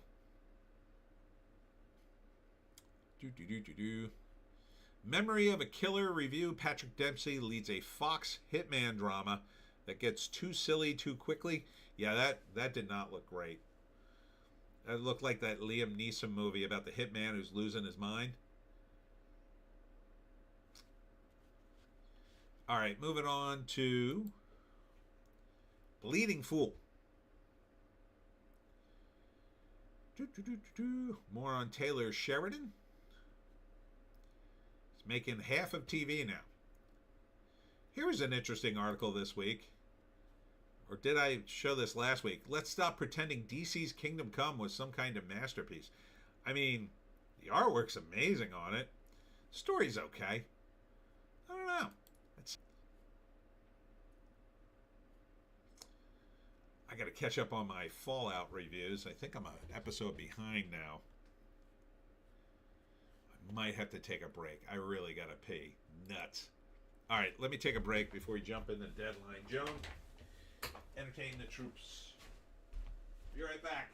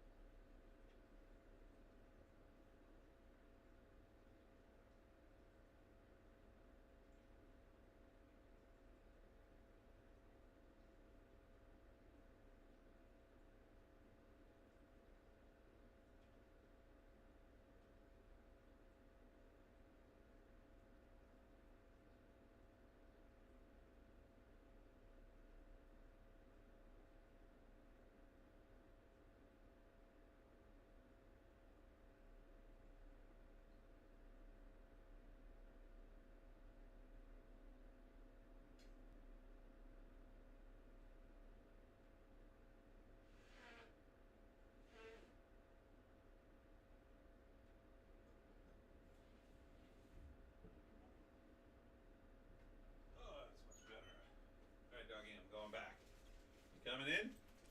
Come on. This is guest dog Stella, by the way. If you haven't seen her. Oi. Heads up, I'm going to end this at the 2-hour mark if nobody comes back to the chat. Looks like everybody bailed on the chat because, I don't know, I must be buffering too bad at this point. Maybe I'm not even live anymore. No, it says I'm still live. All right. Continuing, deadline. Storm closes 400 U.S. theaters in lowest frame. Lowest frame. I don't know what that means. But that's a lot of theaters to close, so I think that could impact the box office. I mean, it's stupid to blame the box office. I mean, the movies aren't great, but I think that impacts it. We'll see next week, because if it really did impact it, next week, Mercy should be doing very well on its second week, right? So, instead of dropping by 50% or whatever, maybe it drops by like 10 or 20 or something. If it's higher than last week, or than this week, then it impacted it. Let's see. Kristen Stewart, oh, here's another Trump take. I know you love these. Kristen Stewart says reality is breaking under Trump and her directorial debut would have been impossible to make in the U.S. What? Do you think Donald Trump spends one effing moment of his life thinking of you, Kristen Stewart? I don't think so. I think you got to worry about your audience. That's what you should be worried about. And you can virtue signal all you want that you hate Trump too and everybody should watch your movies, but if your movie's not good, then whatever. This is the chronology of water. Has been lauded as a feat of filmmaking since its release. Maybe. I don't know. The actress turned filmmaker has been vocal about the struggles of making an indie project centering the female gaze. Okay. All right, just keep making movies, I guess. Hopefully the industry will get some of this missed demand back, says Cineverse CEO as Blizzard's deep freeze slam grosses. Yeah. So I think if people are still going to the movies, maybe next week they might go. But it is February. I mean, it would have been cold either way. I don't know. Next week, we'll probably still have snow on the ground, which hasn't happened in South Jersey in a long time. We're in the freeze for about a week, it looks like. So, just looking at the weather here, it's still, oh, look, on Sunday, which,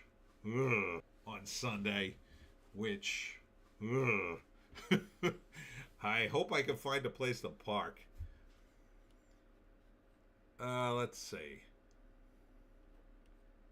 Heated rivalries, Connor's Story and Hudson Williams carry a Winter Olympic torch in Italy.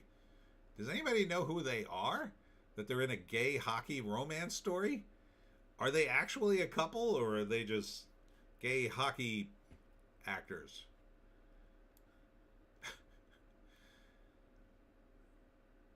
Let's see. Undertone review. Chilling A24 Midnight's entry is the Blair Witch of auditory horror. Interesting. That's a little different. More auditory horror.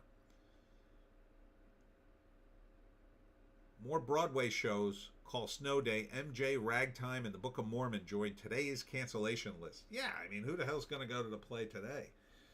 You got to bring, I mean, the Book of Mormon has 1 million people in it. You're going to bring everybody in, spend all that money. Doesn't make any sense. Too dangerous. Barack Obama warns that Alex Preddy's killing is a wake-up call, while Donald Trump decries attempt to halt White House ballroom construction. See, that is such a disingenuous headline. It makes it sound like Obama's the serious adult in the room who's worried about an important subject, and he completely mischaracterizes Alex Preddy. The guy was clearly, in my view, a protester. An armed protester who was, in my view, at least bothering the law enforcement. Now, you don't necessarily deserve to be shot for doing that, but if you have a gun and you don't cooperate with the cops, what are they supposed to do exactly?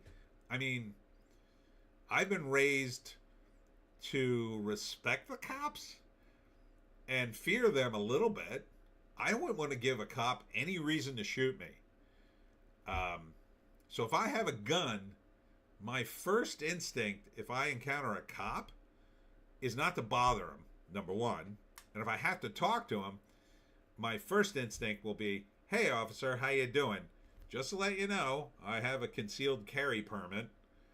So, but I wanted to tell you blah, blah, blah, whatever I wanted to tell him. Now, you don't have to do that. You could be a jerk if you want. But then things can escalate like what happened to him. But Obama, or the headline leaves that out and makes it sound like all Trump cares about is his ballroom. Meanwhile, like Minnesota's burning. That's absolutely not true. So I'm waiting for the other shoe to drop. And that's what's happened every time something like... They've already forgotten about the woman who was shot, like almost completely. A couple of times it gets mentioned in the context of like, oh, they're killing people. They killed that woman and they killed this guy for no reason. And they keep repeating the lie that she was picking up her kid from school. That wasn't the case. She was definitely 100% bothering the officers, and she hit the guy with her car. That should have been enough for Tim Waltz to say, okay, that we went too far. First off, he should resign. He should just resign. But if he's not going to resign, at the very least, he should have said, okay, the cops got to cooperate. I can't have someone die again. Like, what compassion does this guy have? All he does is blame it on Trump. And Barack Obama, I mean, I don't even know why he bothers to open his mouth. Cosmic Book News. Zack Snyder has new Justice League plans as James Gunn is kept quiet.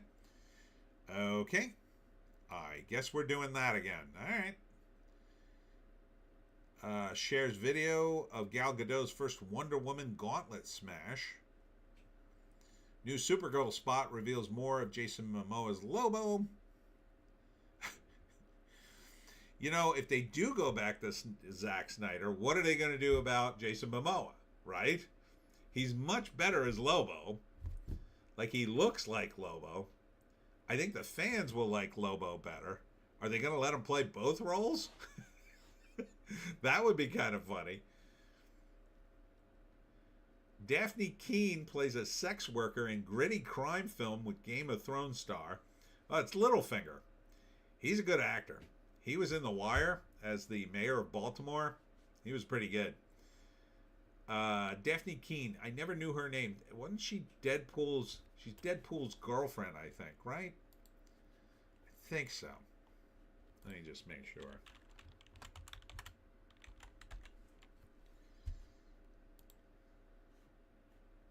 Am I thinking of someone else? I think I'm thinking of someone else. Ah, no, that's Marina Barakin?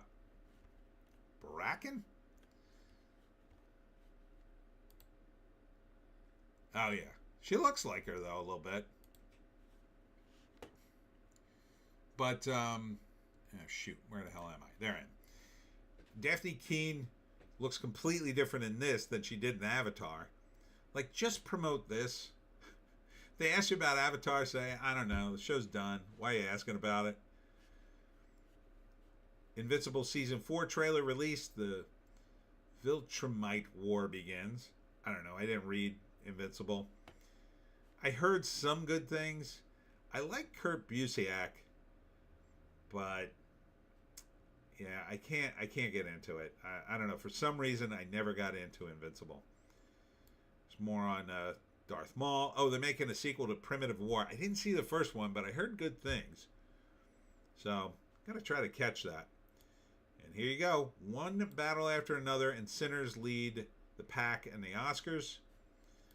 So,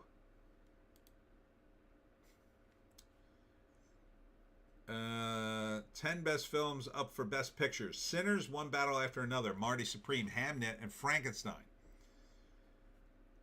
Best director, stacked. Ryan Coogler for Sinners, Paul Thomas Anderson, One Battle After Another, and Chloe Zhao, Hamnet. Supporting actors, Sinners and One Battle landed 2 nods. Sentimental Value landed 3 acting nominations. Oh, here's the total list. Let's go through the list real quick. I did this in Hollywoke Hot Take. I'll do it quickly again. So here's Best Picture. Begonia, F1, Frankenstein, Hamnet, Marty Supreme, One Battle After Another, The Secret Agent, Sentimental Value, Sinners, and Train Dreams. Out of those, gun to my head, maybe Sinners, but I haven't seen One Battle After Another, and after you told me somebody saw it and said it was amazing, maybe. Maybe that's the one. Or maybe even F1, if I'd seen it, but I don't know. It doesn't strike me anybody deserves an Oscar, but whatever. Directing, Hamnet, Marty Supreme, One Battle After Another, Sentimental Value, and Sinners.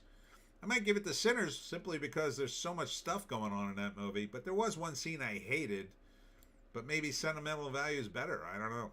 Actor, Best Actor, Timothée Chalamet and Marty Supreme, Leonardo DiCaprio, One Battle After Another, Ethan Hawke in Blue Moon, Michael B. Jordan in Sinners, Wagner Moura in The Secret Agent. If I had to bet, I give the edge to Michael B. Jordan, but They really want to give the one battle after another a bunch of things, so I wouldn't count it out.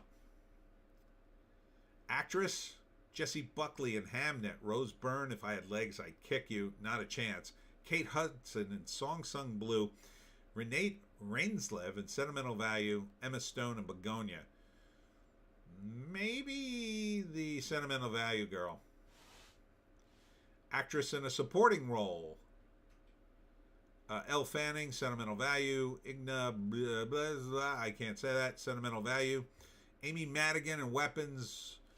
Wunmi Mosako in Sinners. Tiana Taylor, One Battle After Another. It's probably going to be one of those last twos, but maybe I'd give it to Amy Madigan in Weapons. Animated. Arco, Elio, K-pop Demon Hunters, Little Amelia on the character of Rain, and Zootopia 2. Probably K-pop Demon Hunters, I would say. Animated shorts, nobody cares about the shorts. Documentaries, no. International film, The Secret Agent, which is again up for Best Picture. It doesn't make any sense. It Was an Accident. It's from France, but it's an Iranian movie, isn't it? Sentimental Value, Norway. Surat is from Spain, and the voice of Hind Rajab, Tunisia. Just based on what the movies are about, I'm kind of rooting for It Was Just an Accident. Oh, somebody came back. Someone came back. Indie Phantom is back. Yay, K-pop leads. Writing, original screenplay. Blue Moon. That's the Ethan Hawke movie. He does look good in that. It Was Just an Accident. Marty Supreme, Sentimental Value, and Sinners. Maybe Marty Supreme, but probably Sinners, or probably Sinners. Writing, adapted screenplay. Begonia, Frankenstein, Hamnet, One Battle After Another, Train Dreams. One Battle After Another. I would 100% bet the farm on that one. No way they give it to Begonia or Frankenstein. Frankenstein, how could they even give it to Frankenstein? It's based on... They've only done this movie like 600 times. Literally 600 times. Hamnet maybe has a chance in Train Dreams, but... Cinematography, Frankenstein, 100% wins it. Marty Supreme, One Battle After Another. Sinners and Train Dreams. I think Frankenstein. Costume design. Avatar, Frankenstein, Hamnet, Marty Supreme, and Sinners. How did Wicked not get a nod? But I'm guessing Avatar. Does that even count as costumes when it's all CGI? Doesn't seem like it should. Production design. Frankenstein. That's the winner. Hamnet, Marty Supreme, One Battle After Another, and Sinners. Indie Phantom. Yeah, the foreign films have always been open to other awards, but rarely get numbers. Il Postino, Red, and Life is Beautiful come to mind. Plus, they changed it to international feature. See, here's my thing. Either you're the Oscars of American cinema, and then, whoever wins Best Picture is the Best Picture in America. And then international wins separately. And then you could do Best International Movie, Best International Actor, Best International Director. Do like the whole top 5 awards if you want, because they're looking for more awards that people would be interested in. I think people would be mildly interested in the Best Actor award for international.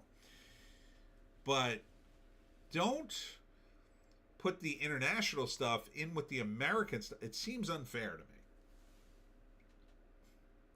me. Or you could have a separate category for Best American Film.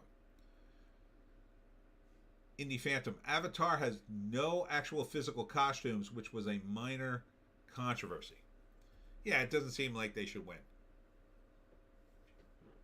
Production design. Sure, put them in that. Makeup and hairstyling. Frankenstein. Winner. Kokuho. Sinners. Smashing Machines. Ugly Stepsister. Maybe the Smashing Machine or Sinners might. They did have good makeup and hairstyling. I mean, The Rock looks like that dude. Film editing. F1. Marty Supreme. One Battle After Another. Sentimental Value. Sinners. I don't know, probably F1. Indie Phantom, that's how the guy from The Artist and Benigni won. Sound, F1. I could see them winning that. Frankenstein, One Battle After Another, Sinners, and Seurat. Visual effects, Avatar. Come on, it's got to be Avatar. F1, Jurassic World Rebirth, Lost Bus, and Sinners. It's got to be Avatar, right? Indie Phantom, the ugly stepsister is supposed to be intense. It's really an extreme horror flick. Is that the one that takes place? It's like a period piece. I think I saw the trailer for that, I want to say, or I might be confusing it with something else. Music, original score, Begonia, Frankenstein, Hamnet, One Battle After Another, and Sinners. Sinners is pretty good on the music. I kind of like the music, so maybe Sinners. Original song, probably K-pop Demon Hunters. Looks like they're in the mix. Indie Phantom. Basically, it's all going to be Sinners in one battle with a few outliers here and there. Yeah, it's period. I think I may have seen that one. Man, you had more people. You got more things on this list than I saw on Variety when I did it. Casting, Hamnet, Marty Supreme, One Battle After Another, Secret Agent, and Sinners. I don't know, man. Casting? How do you even judge casting? I mean, I don't know. Marty Supreme, One Battle. I don't know, man. We'll see. Indie Phantom, Sinners is the friggin' GOAT according to the Woke Academy. I still can't believe 16 nods. Casting is new. Dumb category, in my opinion. Yeah, I'm trying to think how you even... Like, Hamnet's a period piece, right? Takes place in England in the Middle Ages, or late Middle Ages. Indie Phantom, you have to cast every movie. Does it have to be a big cast? That's an easy one to lose to Sinners.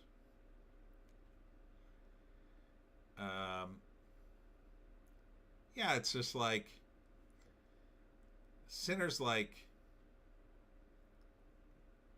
the only casting I could see would be like if you did a movie, like, I don't know, say you did a JFK movie and you casted someone who looked exactly like JFK. And he was amazing. And he did the voice and everything. Then I could say, okay, casting. Like, as much as I hated the Bruce Springsteen movie, I got to say the guy from The Bear kind of looked like Springsteen. So that was good casting. I didn't see the movie. If he sounded like him, maybe. Joaquin Phoenix as Johnny Cash, maybe you could have. Maybe. But if you don't have, like, the contrast, like, these are all made up characters. I think. Indie Phantom, this is a reason casting was never a category before. It's like when they tried to add most popular movie but scrapped it because of backlash. See, if they did, they could do international movie, best international movie, best American movie, and then they could have like sort of a final category, best picture. And then at least, you could pass out extra awards for movies that, you could give the best American Oscar to, say, a movie like Unforgiven, right? I don't think Unforgiven won Best Picture, but it could be the best American picture. And then if you pick something else above that, you could say, well, that was the best American picture, and this was the best picture overall. I don't know. Best casting is not Tron. Arse. I really think they need... I tell you, if you want people to watch the Oscars, put the Razzies in alongside the rest of the awards. I would watch that.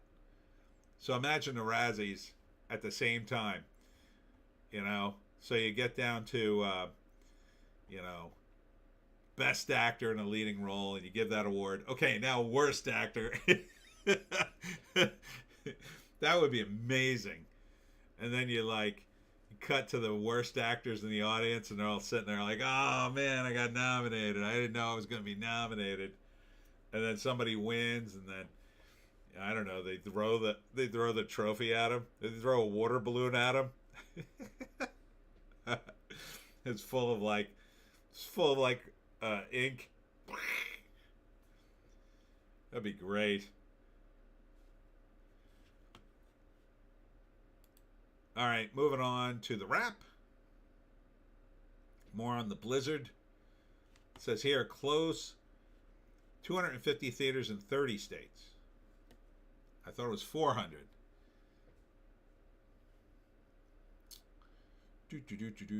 Do.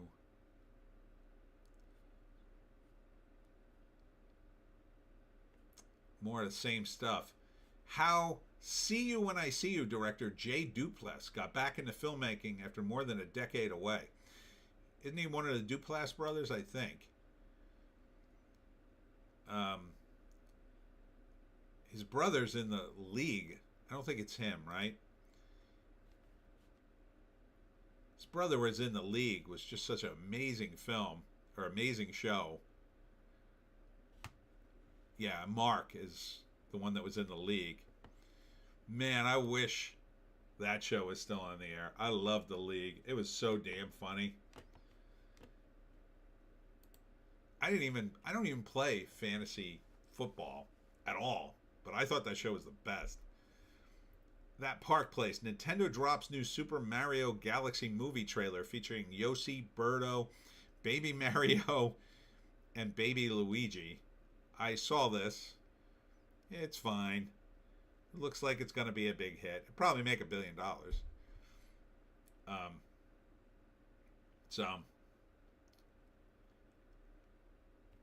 yeah, I haven't seen the first Mario Brother movie. I don't really have a strong reason to see it, but if it somehow comes across my desk, I might watch it. But yeah, this has got to be print money, right? New Mario Brother Galaxy movie. Disney's $450 Duffy Bear and merchandise trends reflect shifts in audience and availability. Well, I guess. What is Duffy? Is that a character? Is that something? Maybe that's just a park thing. Duffy, the Disney Bear, was originally created in 2002 as the Disney Bear for Once Upon a Toy, a merchandise store in Walt Disney World. Huh. Okay. The recent restock of the $450 Stife plush places that item at the high end of Disney merchandise. Who the hell would pay $450 for a teddy bear? That seems insane. For a bear they made up just for the park? He's not even in a movie. I don't know what they're doing at Disney. I really do think the communists have infiltrated it and are directing its operations to destroy itself. Because there's no other explanation I can think of why Disney just makes decision after decision that's like, why are we doing this again? Oh, we need to lose as much money as possible on this movie. Or, I mean, like half the park is in shutdown because they're doing, not half, I'm exaggerating, but a lot of the rides seem to constantly be in shutdown or in refurbishment. Now imagine you pay God knows how much money to go to Disneyland and the rides are closed. Or how about the ride you wanted to ride? Like for me, it was Space Mountain. A relative's company, one of my relatives, his company worked on Space Mountain. So we got to cut the line if you had your employee badge. And so we had it and cut the line and got in with the disabled people. And it was still a long wait. We still had to wait 40 minutes. But that was when the ride was like new. But, you know, Space Mountain, that was cool at the time. I can't imagine going, like, say you want to see the Haunted Mansion, which is pretty popular. I think it's I think it's being refurbished again. I mean, I understand you have to repair the rides, but shouldn't you repair them? I guess it's the off season now, but that park never closes. George R.R. Martin says the Game of Thrones book ending won't be the same as the HBO series. Will anyone care when you finally put it out? I gotta think no. I gotta think no, George. After all these years, you finally put out the book? Even Nerdrotic has got sick of making fun of you. Stephen Colbert's ratings collapse to record lows as Late Show nears cancellation. Fantastic. Couldn't happen to a nicer guy. A guy who completely, in my view, betrayed comedy. Just absolutely betrayed comedy. I've never seen a guy have such a turn. I don't know what he's going to do. Is he going to go? I bet he tries the serious actor role. He'd probably be okay at it, but how much is he worth? I'm going to guess he's very comfortable. I mean, I can't imagine. Yeah, he's worth $75 million. I get, just go home at that point. Go home, call it a day. Call it a career. Do a podcast, I guess. I think he's already doing one. Geeks and Gamers, anything over here? Masters of the Universe trailer crushes Star Wars, 20 million plus views, beats Mandalorian and Grogu after 4 months. It's not saying much. It's just, Star Wars is tired. It's just tired. So,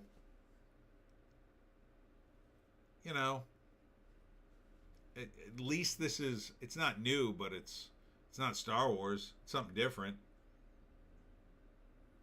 Rumor, Avengers Secret Wars to be split in two. John Rocco's sources say trilogy being considered. Oh, good. That should work out great when the first movie fails. Right, Joan? Here, get down, get a drink. There you go. I'm not putting you on my lap, Joan. You're too hot.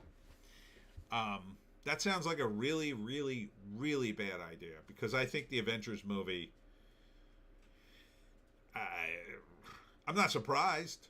I mean, I think they probably shot the damn thing, and it's probably 5 hours long. 6 hours, maybe. Probably got so much friggin' footage. They got 60 characters in it, at last count. What is one of the characters going to be like? Pee Wee Herman in his cameo in his own movie, where he's in the movie as the, I think he's a bellboy. And they dub his voice, and it's like, a phone call for Mr. Herman. Like he's in his own movie, but he's not Pee Wee. I miss those days. Star Trek Starfleet Academy viewership crushed by William Shatner's cereal ad about fiber. Did anyone else see William Shatner eat cereal this week? It was great. The memes had me rolling. Let's go to Breitbart. Obama urges more street protests, blames Trump for Minneapolis shooting. No, I blame Waltz and Frey, the mayor. Maine Democrat Governor Janet Mills demands ICE out and to deportations. I never thought I would live in a country in which the states, the blue states, would act like, I don't know, it's like Confederate times again. It's crazy.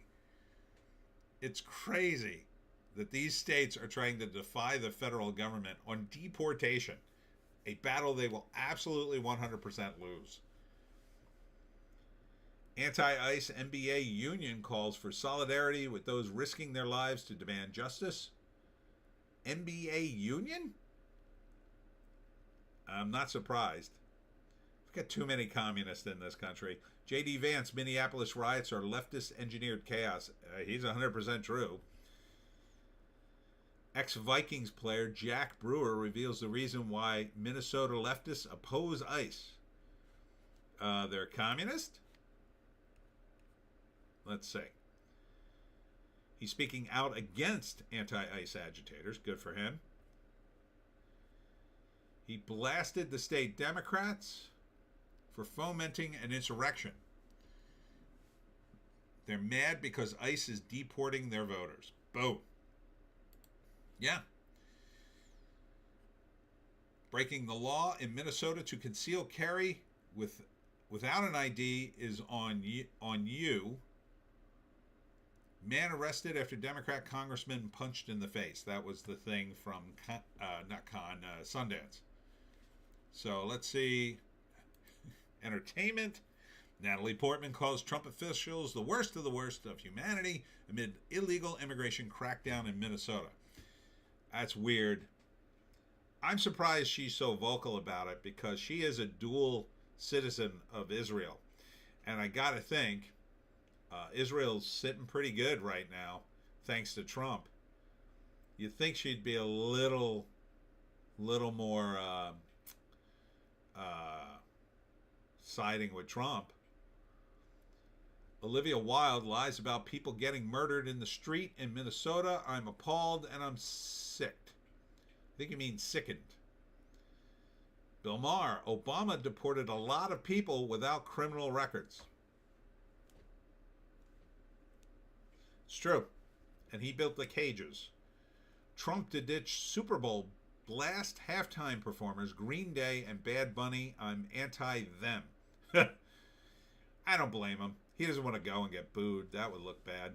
I don't know who wants to see this, though. Okay, you can have your leftist Super Bowl party, I guess. I tell you exactly what's going to happen. I'll probably be sitting in a Super Bowl party, and the halftime show will come on, and no one in the room I'm in will pay attention to it. People will just eat food, go to the bathroom, and say, when is this over? Scarlett Johansson, Kate Blanchett, and more stars back anti-AI campaign. AI campaign. Stealing our work is not innovation. Okay. Not sure how you can make that work, but Bill Maher, my ex-boss, again, Ma'am Danny is a straight-up communist. Oh, Bill, just take the red pill, will you? Will you just take the red pill? Yeah, so more of the same. All right. And should we go to the New York Post? Maybe just quickly. Dangerous and arrogant. This is the guy who got shot. As you can see, he's filming the officer. Top Trump lieutenants join in blasting Dems Tim Walz and Jacob Frey for inciting protesters. Good for you. That's exactly who you should be blasting. Exactly. Let's see. Anything else worth mentioning? Here's more on the ICE thing. Here's another thing that got lost in the shuffle. An ICE officer, one of the protesters bit off his finger. That's messed up.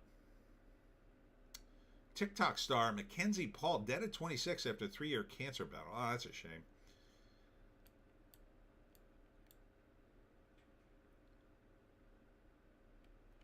Gavin Newsom ignored calls to help girl 5 left with half a skull in crash caused by illegal immigrant. That's no bueno. I let my wife have an affair. Do I have to console her now that it's over? Dear God. What is wrong with you, New York Times? I think you have to call your divorce lawyer. Cash-strapped Washington Post could fold entire sports section after scrapping Olympics coverage. Interesting. Surprised there's still a newspaper. Let's see. This was the jewelry store robbery. Boom, just drove through the front doors. Curvy OnlyFans model snatched by Mexican cartels in chilling video found alive and in good health. Wow, she's lucky. There was another one that just died. Afternoon naps are good for your brain. Here's 4 ways to get the most out of it. Okay.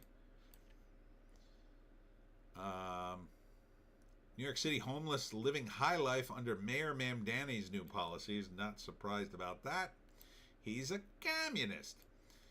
Total ruin. Kangaroos cause carnage during final stage of a bike race.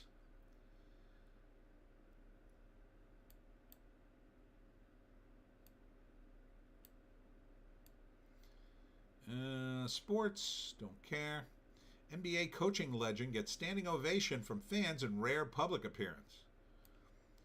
Good for him. Supermodel bares her booty in cheeky cutout dress. All right. Could end on this. Bella Hadid. Okay. Pretty hot, I guess. Also hot. I don't know who that is. Everybody's showing their butt. Okay. This is a good picture to end on, I guess. All right. Yeah, nice dress. What's left? What there is of it. That's it for me. What did we learn today? Well, number one, we learned no one's going to the movies. And I think the weather is at least partially responsible, but I think a lot of it is that movies are terrible. Number two, we learned don't mess with ice. Clint Miller says good night. Good night, Clint. Don't mess with ice no matter what you do. Definitely do not approach a police officer with a weapon. Just leave law enforcement alone to do their jobs. If you have a problem with them, file a complaint, I guess. What else did we learn? Oh, the Oscars are kind of a joke. It's just going to be sinners versus one battle after another. It's sort of inevitable what it's turned into. Indie Phantom learned that Hollywoke is done. Yeah. Gonna have to find a new theme for this podcast soon.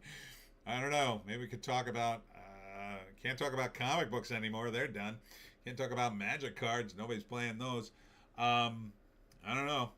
I guess I'll have to just talk about South Jersey on the podcast. I did a Piney podcast today. It was pretty good. It's on there. It's up there if you want to see it.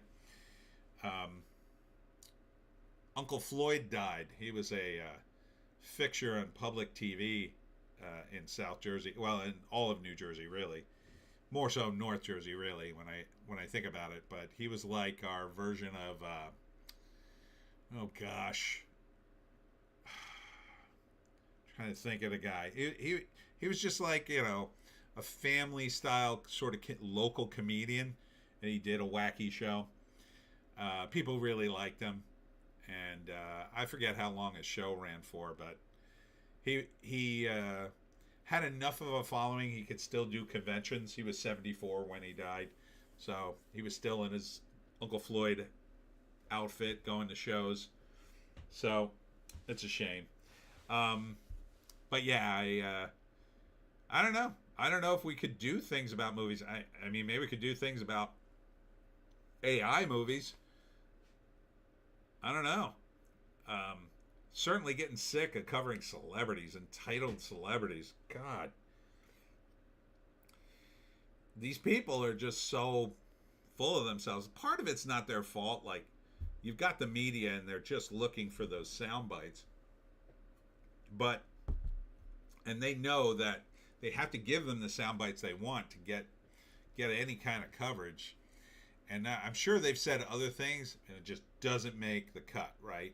They're not famous enough or whatever. Like a guy like Timothy Chalamet, he could literally go up and read off his laundry list, and I'm sure it would get in any newspaper or whatever. But, you know, someone like, I don't know, Ed Norton, I don't think they would care unless he got political. So, but you think they'd make the switch over to Trump? At least some of them would, or more of them would. But they don't.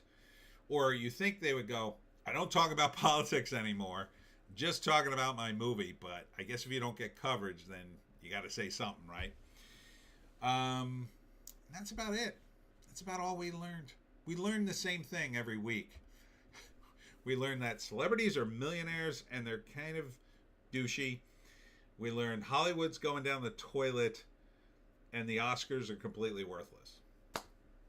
That pretty much sums it up for me. And that's it for me, Tony D, Little Joan, and Guest Dog. I'm going to go check on my driveway. I may have to go back out there and shovel again. Pray for me. Pray for me in frozen South Jersey. Thanks for tuning in. We will see you in the next one.